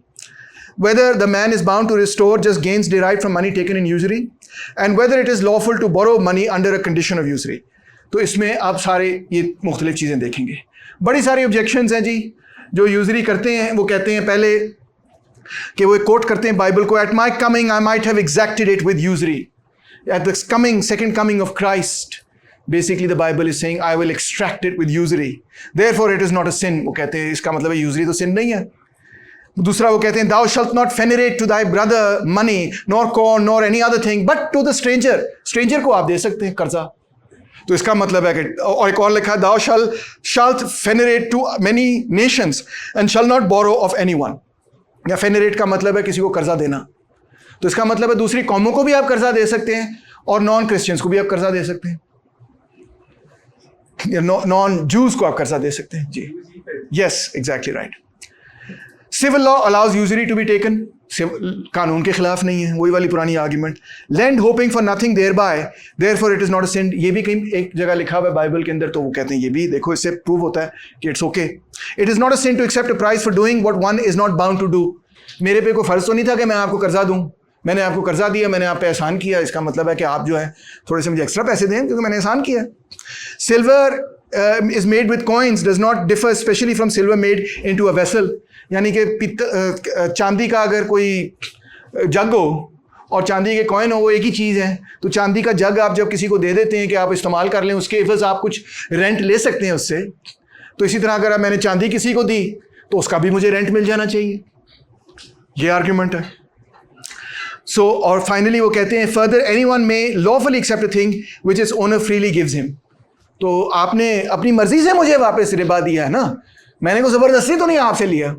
Agree किया था ना, आप खुद मेरे पास आए भागे भागे, जिस तरह हम अक्सर कहते हैं कि किसी ने आपको फोर्स किया था IMF से कर्जा लेना है, फ्रॉम मिफ्ता इस्माइल टू मियाँ आतिफ मियाँ टू उजैर क्या नहीं, whatever his name is, forget, सारे के सारे इकोनॉमिस्ट हमें कहते हैं किसी ने आपको जबरदस्ती कहा था कि IMF से कर्जा लेना है, आप खुद भागे भागे गए IMF के पास। IMF वाले भी यही पट्टी बढ़ाते हैं हमें, पक्की बढ़ाते हैं हमें कि मैंने तो नहीं कहा था कर्जा लो, खुद ही तुम भागे भागे आए कर्जा दो। तो फिर इट्स वॉलंटरी, इट्स फ्री, मानो अब हमारी बात। तो क्या प्रिंसिपल वो एस्टैब्लिश करता है, कहते हैं if thou lend money to any of thy people that is poor, गरीब को जब आप एक कर्जा देते हैं, दैट ड्वेलथ विद दी, जो आपके साथ रहता है, आपका नेबर है, आपका पड़ोसी है, आपका गवांडी है, thou shalt not be hard upon them as an extortioner nor oppress them with usuries। ये बाइबल को उसने कोट किया कि जब आप किसी को कोई देते हैं पैसे, किसी गरीब को जो आपके इर्द गिर्द रहता है, तो उससे आप उसकी खाल नहीं उधेड़ सकते, ये गलत है। सो अब अक्वाइनस कहता है to take usury is to sell what does not exist. ये बड़ी कंफ्यूजिंग किस्म की स्टेटमेंट है, मगर ये बड़ी मजेदार किस्म की स्टेटमेंट है। वो कह रहा है एक्चुअली आप एक ऐसी चीज बेच रहे हैं जो है ही नहीं, आप पैसे दे रहे हैं मगर उसमें से आप जो मुनाफा कमा रहे हैं, जो आप सूद कमा रहे हैं, उसके लिए तो आपने कुछ बेचा ही नहीं है। Why are you getting that extra money back? You haven't sold anything for that. You gave the money, you should get that money back. But जो सूद है, what did you sell for that? What did he get for that? Think. If a man wanted to sell wine separately from the use of the wine, he would be selling the same thing twice. अगर मैं आपको wine बेचता हूँ, चलो wine रहने देते हैं क्योंकि आप तो मुसलमान हैं, आई एम श्योर बड़े अच्छे मुसलमान होंगे, मगर फ़र्ज़ करें कि मैं आपको फ़ोन देता हूँ और फ़ोन की कीमत मैं वसूल कर लेता हूँ और साथ में कहता हूँ इस फ़ोन के इस्तेमाल के लिए मुझे अब और पैसे दो। आप कहेंगे ये क्या बकवास है भाई, फ़ोन मैंने ख़रीद लिया, मैं इस्तेमाल कर सकता हूँ, तो दो दफ़ा कीमत मैं क्यों दूँ? तो डबल पेमेंट हो रही है, वो ये कहता है। So is this the label or argument कि अगर आप लेबर नहीं डाल रहे उसमें then you have no right? वो आएगा, वो भी आएगा, मगर अभी this is just the argument कि you're paying twice for something, you're paying over what you need to pay for that. Money was invented for the purpose of exchange. The proper use of money is exchange. ये वही वाली argument है जो Aristotle की है, हर चीज का एक प्रॉपर यूज है। मनी का प्रॉपर यूज क्या है? एक्सचेंज। ये जो यूजरी का इस्तेमाल है, ये तो उसका प्रॉपर यूज ही नहीं है। आए देखते हैं एक एक करके ऑब्जेक्शन। 1, तो पहली बात जो बाइबल में लिखा है, at my coming I might have exacted it, that is the money lent with usury. तो वो कहता है कि in this passage usury must be taken figuratively not literally. ये तो मुहावरतन बात की है, तो इसमें ये तो नहीं हज़रत ईसा अलैहिस्सलाम के बारे में कहा जा रहा है कि he is going to extract money, तो मुहावरतन बात की गई है। तो ये बिल्कुल गलत इंटरप्रिटेशन है। He is absolutely correct there. Thou shalt not fenerate to thy brother, दूसरों को भाइयों को आप नहीं दे सकते, आप क्रिश्चियंस को लोन नहीं दे सकते, यहूदी को लोन नहीं दे सकते, मगर कोई और मजहब का हो उसको दे सकते हैं आप। तो कहते हैं the Jews were forbidden to take usury from their brethren, from other Jews, that is by this we are given to understand that to take usury from any man is basically evil. अगर ये अच्छी बात होती तो आपने भाई से भी आप यूजरी ले सकते। तो इसका मतलब है बात बेसिकली ये है कि अच्छी बात नहीं। अगर ये की हमने और लोगों के साथ तो उसके कुछ एक्सटेनुएटिंग सर्कमस्टांसेस थे, कुछ पॉलिटिक्स थी, कुछ और मामलात थे कि द जूइश नेशन है to save itself etcetera etcetera, जो भी है, मगर उसकी ये वजह नहीं थी कि ये कोई अच्छा काम है। अगर अच्छा काम होता तो अपने भाई को भी देते आप, तो ये अच्छा काम नहीं है, इट्स एन ईवल। फिर लॉ जो है जनाब वो अलाउ करता है, वो कहता है ह्यूमन लॉ की क्या बात कर रहे हो, मैं तो डिवाइन लॉ की बात कर रहा हूँ। ह्यूमन लॉ में तो बहुत सारी चीज़ें हैं जो अलाउड हैं, मगर इसका ये मतलब नहीं कि वो ठीक है। फिर वो कहता है lend hoping for nothing thereby therefore it is not a sin, ये भी लिखा हुआ है कई जगह। वो कहता है it is a matter of precept not to seek profit by lending. तो वो फिर कोट करता है, वो कहता है ये लिखा हुआ है कि आप लैंड कर सकते हैं, लिखा हुआ है लैंड, मगर लैंड आप इस शर्त पे कर सकते हैं कि आपने उसमें से सूद नहीं कमाना। मैं ये तो नहीं कह रहा लैंड नहीं कर सकते, लैंड कर सकते हैं आप, पैसे दे सकते हैं, मगर सूद नहीं कमा सकते। ठीक है, तो ये भी मिस इंटरप्रेट किया हुआ है। It is not a sin to accept a price for doing what one is not bound to do. तो वो कहता है yes you are not bound to do it but one can lend but not make an interest which is the Christian way to go about it. ठीक है, आप land करें मगर सूद नहीं कमाएं उसमें से। फिर ये एक आर्ग्यूमेंट कि सिल्वर कॉइन और सिल्वर बर्तन में कोई फ़र्क नहीं है, तो वो कहता है one can sell the use of a silver vessel but not of silver because the principal use of silver is exchange. पहली बात तो ये कि उसका यूज जो एक्सचेंज है। दूसरी आर्ग्यूमेंट मैं ऑलरेडी आपको दे चुका हूं, और वो ये है कि जब आप किसी चीज़ के यूज को बेच रहे होते हैं, उसके लिए रेंट ले रहे होते हैं, तो वो चीज़ फिर भी आप ही की होती है, उसके इस्तेमाल के लिए वो रेंट पे कर रहा होता है। मगर मनी में तो ये नहीं हो रहा, मनी में तो वो पैसे वापस कर रहा है आपको पूरे, तो फिर किस चीज़ के ऊपर वाले पैसे। Anyone may lawfully accept a thing which his owner freely gives him. He who gives usury does not give it voluntarily. Give usury का मतलब है, by the way, कि सूद देना किसी को। जिन लोगों पे कर्जा चढ़ गया है, जो सूद दे रहे हैं, जिसमें हमारा प्यारा वतन भी शामिल है इस वक्त, $124 बिलियन का कर्जा हम पे चढ़ा हुआ है, और हम सूद भी उसका दे रहे हैं। और बाय द वे एक और दिलचस्प बात हो आपको ये बताऊं कि 60% ऑफ आवर डेट जो है वो पाकिस्तान के अंदरूनी डेट है। यानी हुकूमत पाकिस्तान ने जो कुल पैसे देने उसकी कोई 30-40% जो है वो बैरूनी डेट है, और जो 65% तकरीबन 60-65% है वो पाकिस्तान के अंदर जो बैंक हैं, हुकूमत पाकिस्तान ने उनको कर्जा देना है। क्या आप ये बात जानते थे? और हमारी जो डेट है is 90% of our annual GDP, जो हमने पैसे पाकिस्तानी बैंक्स को देने। यानी कि पाकिस्तानी गवर्नमेंट वैसे तो बड़ी स्ट्रांग लगती है, आसिफ मुनीर साहब कहते हैं मैं इकोनॉमी ठीक करूंगा, but the economic reality is that the government of Pakistan is in debt to the banks of Pakistan. कभी सोचा था आपने ये? वो फिल्म नहीं देखी गेम ऑफ थ्रोन्स, जिसमें वो बैंक्स जो हैं वो पीछे बैठ के सारा कुछ मैनेज कर रहे होते हैं, कौन किससे लड़ेगा, किसके पीछे कौन पैसे लगाएंगे। That's the reality of these third world countries. असल में मकरूज हैं हम, कुछ इंटरनेशनल बैंक की तरफ, कुछ अपने बैंक्स की तरफ। बात यह है कि जो यूजरी देता है, यानी कि जो कर्जे में फिर सूद देता है, वो कोई वॉलंटरली थोड़ी देता है।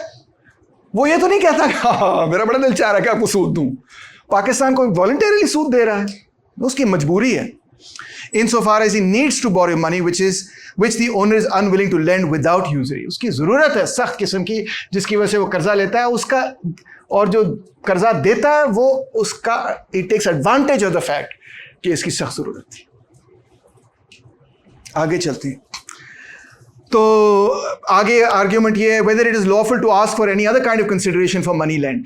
यानी कि क्या मैं, चलो मैंने आपको कर्जा दिया, उस कर्जे में से की अदायगी में आप कुछ और मुझे दे दें, पैसे दे दें या मुझे चीज़ें दे दें, कमोडिटीज़ दे दें, क्या ये ठीक है? तो उसका जवाब देता है पहली आर्ग्यूमेंट ऑब्जेक्शन का कि everyone may lawfully seek to indemnify themselves, sometimes a man suffers a loss through lending money. अगर मैंने आपको पैसे दिए हैं तो भाई मैं रिस्क ले रहा हूँ, तो मैं क्योंकि रिस्क ले रहा हूँ तो फिर इसका मतलब है कि कुछ मेरे पास पैसे आने चाहिए। क्लासिक आर्ग्यूमेंट है, आपको पता है इकोनॉमिक्स में कि the higher the risk the higher the interest rate, सबने पढ़ी है। वो क्या कहता है? The lender can not enter an agreement for compensation because he makes no profit out of his money. तो जो लेंडर है वो he is not making the money, he is not the one who is making the new wealth at all. How is he getting it? दूसरी बात, one is in duty bound by a point of honour to repay anyone who has done us a favour. कि एहसान अगर किसी ने किया तो फिर एहसान का बदला एहसान होना चाहिए। तो कहता है man's obligation to repayment for favour received is based on a debt of friendship. हाँ दोस्ती हो तो और बात है, दोस्ती हो तो जान भी हाजिर है, मगर ये वो मामला नहीं है। ये तो मामला है कि आप मेरी मजबूरी को एक्सप्लॉइट कर रहे हैं। It is lawful to accept service और praise from one to whom one has lent money, कि कानून में ये अलाउड है। If a man were to expect repayment in the shape of some remuneration of service or words, it would be the same as if he expected or exacted some real remuneration. यानी कि अगर मैं आपसे commodities में भी चीज़ ले लूँ या तारीफ में भी चीज़ ले लूँ तो वो भी गलत है, over and above what you should pay me back. The relation of gift to gift is the same as a loan to loan, but it is lawful to accept money for money given. उसका जवाब देता है a feeling of benevolence cannot be priced at a pecuniary value. यानी कि बेनेवलेंस की feeling के ऊपर आप कोई कीमत नहीं लगा सकते, इसलिए ये भी दुरुस्त नहीं है।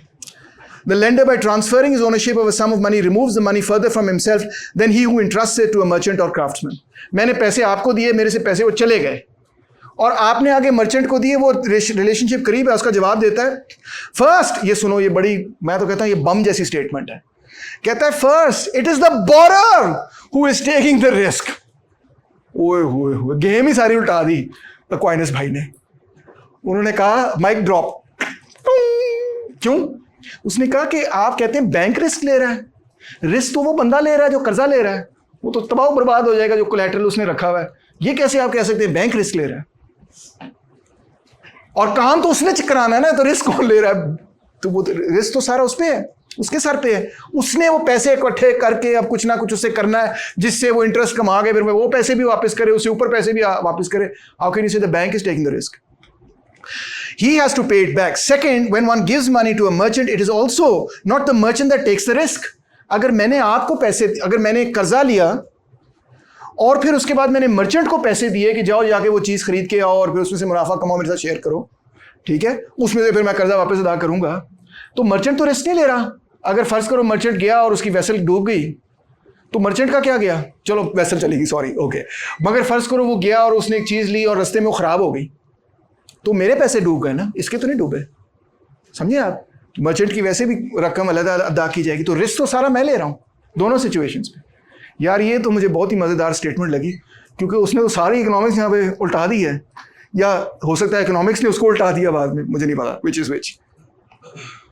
फिर एक और ऑब्जेक्शन है कि जब आप अपनी ज़मीन कर्जे गिरवी रखवाते हैं या मॉर्गेज पे देते हैं, तो उसके लिए आप पैसे लेते हैं ना कि नहीं लेते? तो इसी तरह अगर मैं आपको अपने पैसे दे दूं और उसके लिए मैं रेंट लूं, तो इट्स द सेम थिंग। तो वो कहता है, if a man pledges something that can be valued at a price, the lender must allow for the use of that thing towards the repayment of the loan. If the lender wishes to use of that thing in addition to repayment, it becomes usury, unless it was such a thing as friends are lent to one another gratis, that is in the case of the loan of a book. किताबें तो हम एक दूसरे को देते रहते हैं, उसकी नहीं मैं बात कर रहा, मगर मैं ये बात कर रहा हूँ कि जब आप घर देते हैं किसी को रेंट के लिए, तो वो इस्तेमाल होता है, उसकी वैल्यू डिग्रेड होती है, उसके लिए आप रेंट अदा करते हैं। जब आप पैसे देते हैं किसी को, उसकी वैल्यू तो डिग्रेड नहीं हुई, वो वैल्यू आप वापस अदा आपको करनी चाहिए, मगर उसके ऊपर जो इजाफी वैल्यू है वो कैसे आप अदा कर रहे हैं, वो किसके लिए आप अदा कर रहे हैं? Objection 7. If sometimes happens that a man raises or lowers the price of his goods or delays payments under guise of loan. Now, in all these cases, there seem to be payment for a loan of money, nor does it appear to be manifestly illicit. उसका जवाब देते, यानी कि कीमत को ऊपर नीचे करके payment of loan type scene भी तो होता है, तो वो तो ठीक है, इलीगल नहीं है। तो अगर वो इलीगल नहीं है तो ये क्यों इलीगल है? ये कह रहे हैं वो। कहते हैं it is also usury if interest is paid through changing the price of goods और डिलेज इन पेमेंट्स। मैं कब कह रहा हूँ कि वो अच्छी चीज़ है? वो भी गलत बात है कि अगर आपसे मैं कर्जा लेता हूँ और फिर उस कर्जे के इवज़ आपने 1 लाख रुपए कर्जा मुझे दिया, मैं आपको 1 लाख रुपए की चीज़ें नहीं दे रहा, मैं आपको 2 लाख रुपए की चीज़ें दे रहा हूँ, क्या चाहिए? तो वो एक्चुअली कर्जा ही है ना, एक ही बात है। क्वेश्चन किसी का घर मॉर्गेज पे रखते हैं, हाँ, तो जो अगर हम उसकी यूजेज की वजह से उसकी जो डिग्रेडेशन होती है, उसकी वैल्यू थोड़ी होती है, हाँ, तो लोग जो बंदा जो कर्जा दे रहा है वो अपनी यूटिलिटी कम कर रहा है, मतलब वो पैसा इस्तेमाल भी तो कर सकता ना करे, कर ले इस्तेमाल। लाइक उसने अपनी वो यूटिलिटी, नहीं हम तो नहीं कह रहे वो करें, ना करे, वो कर ले इस्तेमाल, मगर वो उसके लिए एक ऐसी चीज़ एक्सट्रैक्ट कर रहा है जो उसने खुद कमाई नहीं है। सबसे इंपॉर्टेंट बात तो यही है ना कि उसने इतनी उसमें कोई वैल्यू ऐड की। मैंने फ़र्ज़ करें आपको 1 लाख रुपए दिए, आपने 1 लाख, सुनो गौर से, ये बहुत इंपॉर्टेंट बात है जो क्वाइनस कह रहा है और जो समझने की ज़रूरत है। कह रहा है अगर मैंने आपको 1 लाख रुपए दिए, ठीक है, आपने वो 1 लाख रुपए लिए, आपने उससे सीड खरीदा, सीड खरीद के आपने खेती बाड़ी की, खेती बाड़ी मेहनत करके आपने उसको फसल उगाई, फसल उगा के आपने 2 लाख रुपए कमा लिए, ठीक है, और वो 2 लाख रुपए, चलो 1.5 लाख रुपए आपने मुझे अदा कर दी, 50 आपने रख ली, 50 मैंने रख ली, फ़र्ज़ करें जो भी, तो मेहनत तो सारी आपकी थी। पैसा तो कुछ नहीं बनाता, मेहनत बनाती है। वैल्यू ऐड कैसे होती है? वैल्यू ऐड तभी होती है जब आप उसमें मेहनत करते हैं। तो वो जो आपने एक्स्ट्रा मेहनत की सारी मेरी हो गई। क्यों? क्योंकि आप उस वक्त डेस्परेट थे, आपके पास क्रेडिट नहीं था, आपके पास पैसे नहीं थे मेहनत करने के लिए, वो चीज़ें हासिल करने के लिए जिससे आप वो मेहनत कर सकें। तो इसलिए क्वाइनस कह रहा है कि ये एक्सप्लॉयटेशन है। जी, I generally agree with the argument. I wanted to ask you how you might or how Aquinas might respond to this particular objection, which is when you are, let's say, giving out loans, then obviously you're going to give loans to those who you think are likely to pay it back, who have like some sort of solid plan. Not necessarily. I can give a loan to somebody I think is not likely to pay it back and then take over their land. Lots of usurists did that. That's how land used to get transferred from agriculturalists to banyas and so on. or if we assume Yes. that banks or some sort of capital lenders will invest in those people in those places where they think they're likely to get a return, Right. then is there an argument to be made that the interest is compensation for deciding who should be given those resources or whose plans are likely to succeed? No, the interest is far too high for us to consider that that would be compensation for it. Moreover, the interest is very directly correlated, not with the difficulty of the decision, but with the amount of capital forwarded, with the amount of credit forwarded. So the amount you pay me back is going to be determined, is going to be at a fixed interest rate. let's say I give you a lakh rupees at 10% interest, right? So you give me 10,000 rupees back extra, right? Now let's say I give you a crore rupees. Now you give me, 10 lakh or whatever back. So then it's the same interest rate. The decision is the same, but the capital is much higher. So you're giving me back much more. But then could you say that lenders would put in more research into Not necessarily. giving out money? Not necessarily. If I have 10 different choices and I have to take one, I do the study, etc. Right? And let's say all the loans I'm making is just 100,000 rupees I'm giving to everybody, versus I have 10 different people and I'm giving $1 million to everybody. Same level of administrative work. So then is the issue that the interest is And moreover, I mean, the period we're talking about, what administrative work? Money lender बैठा है, grapes खा रहा है, कोई उसको पंखा दे रहा है, कोई गरीब बंदा आके कह रहा है साहब जी पैसे दे दो, वो कहता दिया हाँ मगर शर्त है कि फिर डबल करके वापस करने हैं. क्या एडमिनिस्ट्रेटिव वर्क है उसमें? ये तो आज मॉडर्न एक कैपिटलिस्ट इकोनॉमी में वो कैलकुलेटर निकालते हैं, टिक करना शुरू कर देते हैं लंबा चौड़ा, तो वो अलग बात है. मगर really at the end of the day, it's not really a lot of work, frankly. So You can pretend that it's a lot of work. People do. example दी थी that over time if you use a house and give it out for rent, घर का नुकसान हो जाएगा, you have to repair it and stuff. But doesn't the same thing also happen with inflation? कि जब आपने पैसे दे दिए हैं तो inflation भी तो हुई है. हाँ, इन्फ्लेशन के हवाले से देखो, the reason why he is not accounting for inflation is because he is dealing with gold and silver as money. Right. So there's no inflation Okay. because he's dealing directly with coins that are made of gold and silver. So inflation का question ही नहीं आता. But in the case of inflation, he would say if the value of money falls, for example, एक ज़माने में जो coin की value थी उसको आप devalue करते थे, devalue कर सकते थे. उस ज़माने की devaluation का मतलब ये होता था that if a coin was made of 90% gold, you could bring it down to 85% gold and it would still have the same value. That was called devaluing, the old kind of devaluation. So in that kind of stuff can happen, etc. But in the modern instance, if we're talking about paper currency and the currency is devalued, you are still obligated to pay back the amount of devaluation.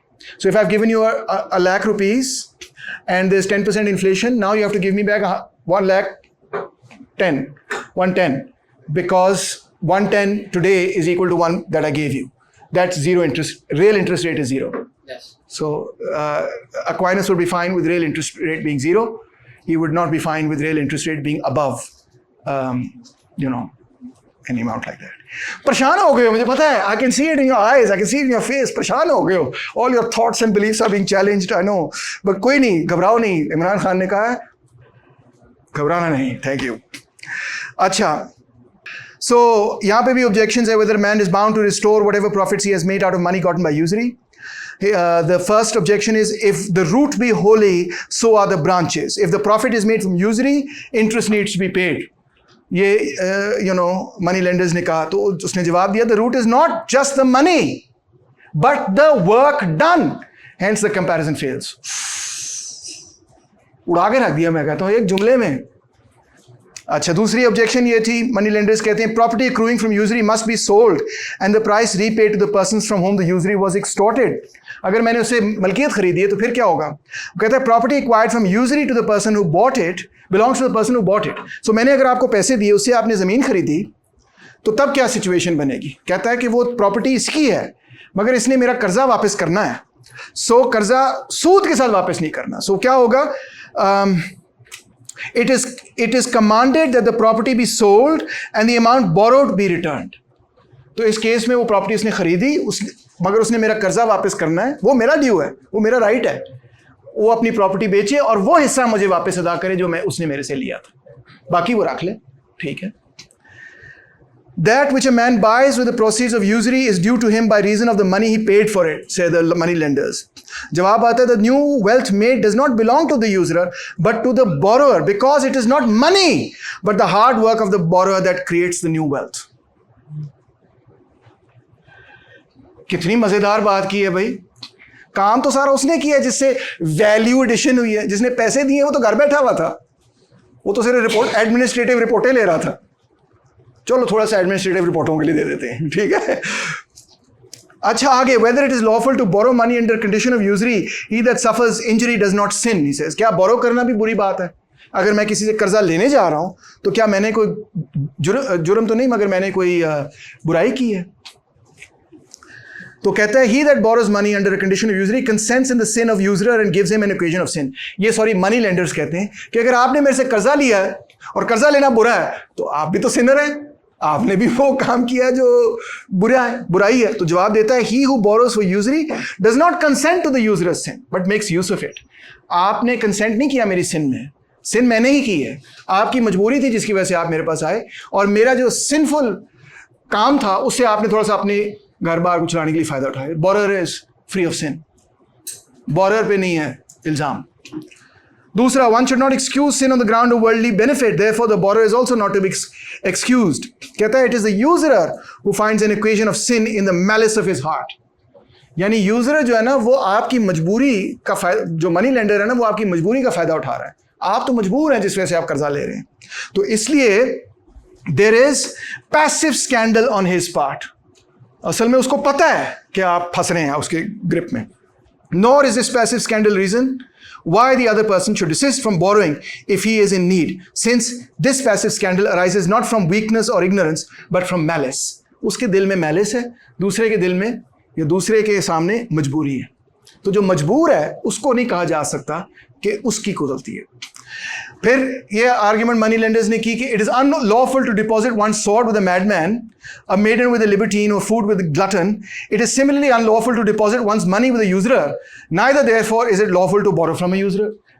क्या ये रहा कि अगर आप पागल हैं तो मैं आपको तलवार दे दूं तो फिर मैंने गलती की ना, ये तलवार इस्तेमाल करके किसी को जाकर मार देगा, ये सब मानते हैं, ठीक है। इसी तरह इसका मतलब ये है कि अगर आप यूजरर हैं, आप मनी लेंडर हैं, मैंने आपके साथ पैसे अपनी गिरवी रखवा दिए, तो आप, मुझे पता है कि ये आप मनी लेंडर हैं, इसका मतलब है आप वो पैसे इस्तेमाल करेंगे, किसी और को उसका कर्जा देंगे, तो इसका मतलब है मैं भी उसमें शामिल हो गया, आप, क्योंकि मैंने आपको पैसे दिए जिससे आपने कर्जा दिया, तो मैं उस सिन में शामिल हो गया। तो मनी लेंडर्स ये कहते हैं कि अगर आप भी उस सिन में शामिल हो गए फिर मेरी भी कुछ, अगर आपकी सिन नहीं तो फिर मेरी भी सिन नहीं। आगे बढ़ समझे आप। तो जवाब उसका ये देता है, if one were to entrust one's money to a usurer lacking other means of practising usury, यानी अगर तो मैं इसको ऐसे पैसे दूं, इसके पास पैसे अपने नहीं थे आगे कर्जा देने के, मगर मैं इसको पैसे दे दूं जिससे वो कर्जा करे, और with the intention of making a greater profit from his money by reason of the usury, और मेरा यह इंटेंशन इसमें ये हो कि थोड़ा सा मुझे भी दे दे इसमें से, जब तू उसे चूस के खा जाएगा तो मुझे भी दे देंगे इसमें से, तो फिर कहता है ये सिन है। तो कहता है one would be giving a sinner matter for sin so that one would be a participator in his guilt.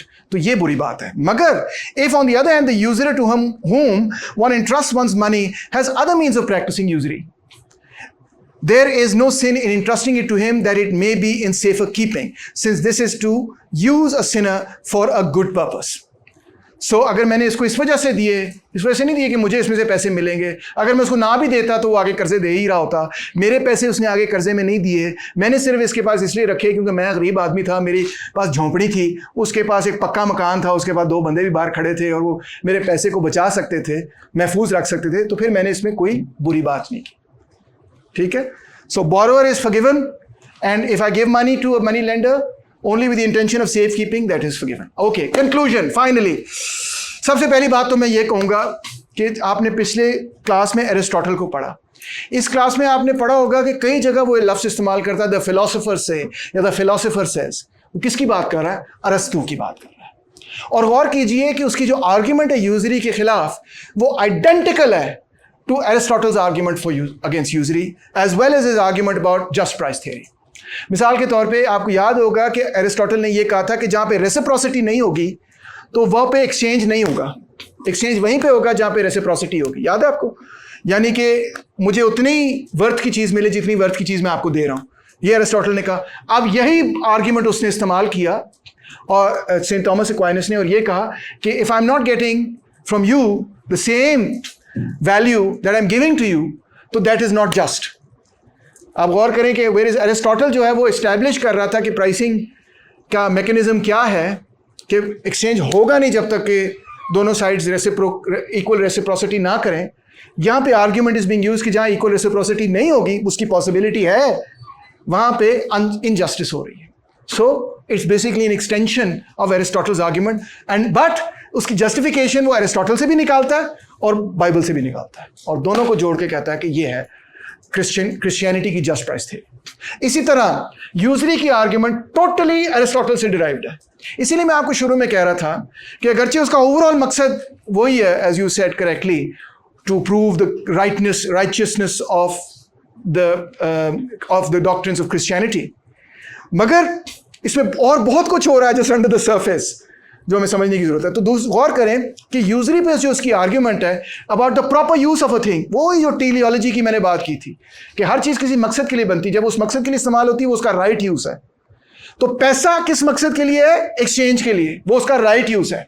जब उसको आप इस्तेमाल करते हैं किस चीज के लिए कि पैसे से पैसा बने, मनी बिगेट्स मनी, वो उसका रॉन्ग यूज है। ये टोटली एरिस्टोटेलियन आर्ग्यूमेंट। दूसरा ये कहना कि जब मैं आपको पैसा देता हूं और उसमें से आप मुझे पैसा भी वो वापस करते हैं और उसके ऊपर एक पेमेंट करते हैं, तो ये बात कहना कि वो जो आपने ऊपर पेमेंट की है वो एक किस्म की डबल पेमेंट है, वो you paying me back for something that I haven't done, ये भी टोटली एरिस्टोटल की आर्ग्यूमेंट है, 100% एरिस्टोटल की आर्ग्यूमेंट है।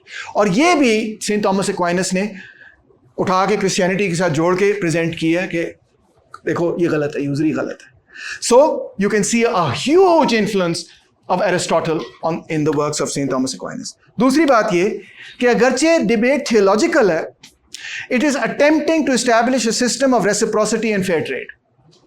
अगरचे ओवरऑल किताब थियोलॉजिकल है, मगर आप थियोलॉजी के पॉइंट ऑफ व्यू से अगर ना इसको पढ़ें, वैसे पढ़ें कि what is the ethical thing to do, वैसे ही पढ़ें कि what would be a just price, चाहे आप क्रिश्चियन हो या ना हो, doesn't matter, चाहे आप एथियस्ट हो, तो you can still use these arguments to say that there is such a thing as a just price and an unjust price, which is why I was kind of going back and forth with you.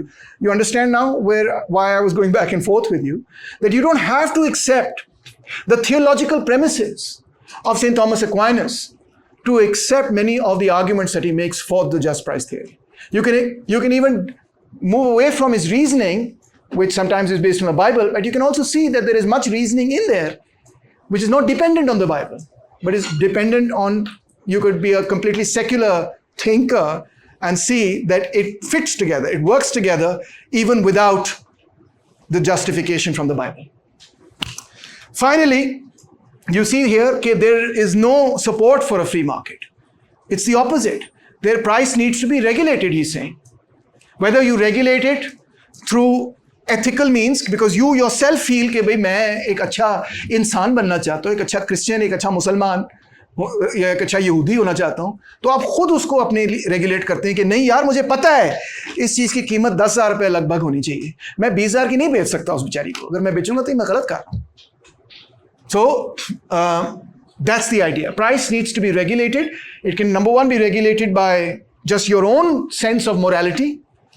और अगर बहुत ही ज़्यादा आप ऐसे कोई चीज़ बाहर हो जाए तो फिर इवन द रियासत कैन कम एंड से that since you are doing an injustice to somebody else, either by buying too cheap or by selling too expensive, you know, by any time that you vary from the worth of a commodity, the state does have now a moral case to punish you for that or to stop you from that.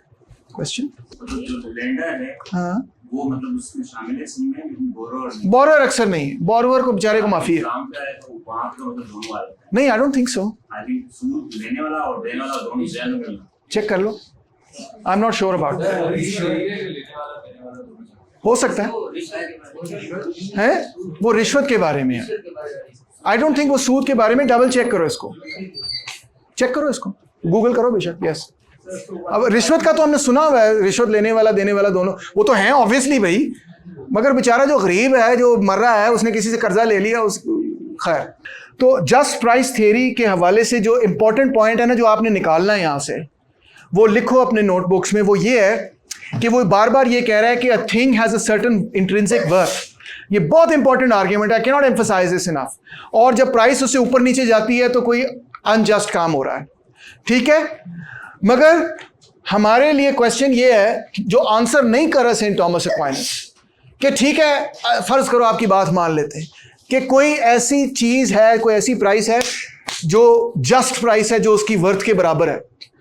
सवाल ये पैदा होता है कि वो क्या है, फिर वो कैसे डिटरमिन होती है? How do we know what something is worth? How do we assess, how do we value the worth of a commodity?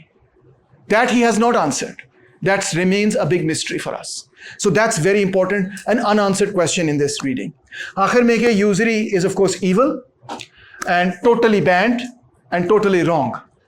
And because money, the reasoning is more important here. एक तो ये कि usury exploitative है, जो मजबूर होता है उसका फायदा उठाती है। मगर दूसरी बहुत इंपॉर्टेंट आ गया, एज एन इकोनॉमिस्ट इंपॉर्टेंट बात एक और उसने कही है जिसको हमें कंसिडर करना चाहिए, सोचना चाहिए। एक तो ये कि असल रिस्क तो वो ले रहा है जो बोरोवर है, नंबर एक। नंबर दो, जो वैल्यू एडिशन है वो मनी लेंडर नहीं कर रहा। Money does not create wealth, it is work. वो कहते हैं इंडस्ट्रियसनेस, आपका काम, आपकी मेहनत, that is what adds value. That is the real reason, the strongest foundation behind why he's kind of saying, why should the money lender get the fruits of my labor? So it's an argument against economic exploitation. And what it shows is that the foundation of wealth in any given society is not the amount of gold and silver that's circulating in the economy. You could have a lot of gold and silver circulating in the economy and still have a very poor economy.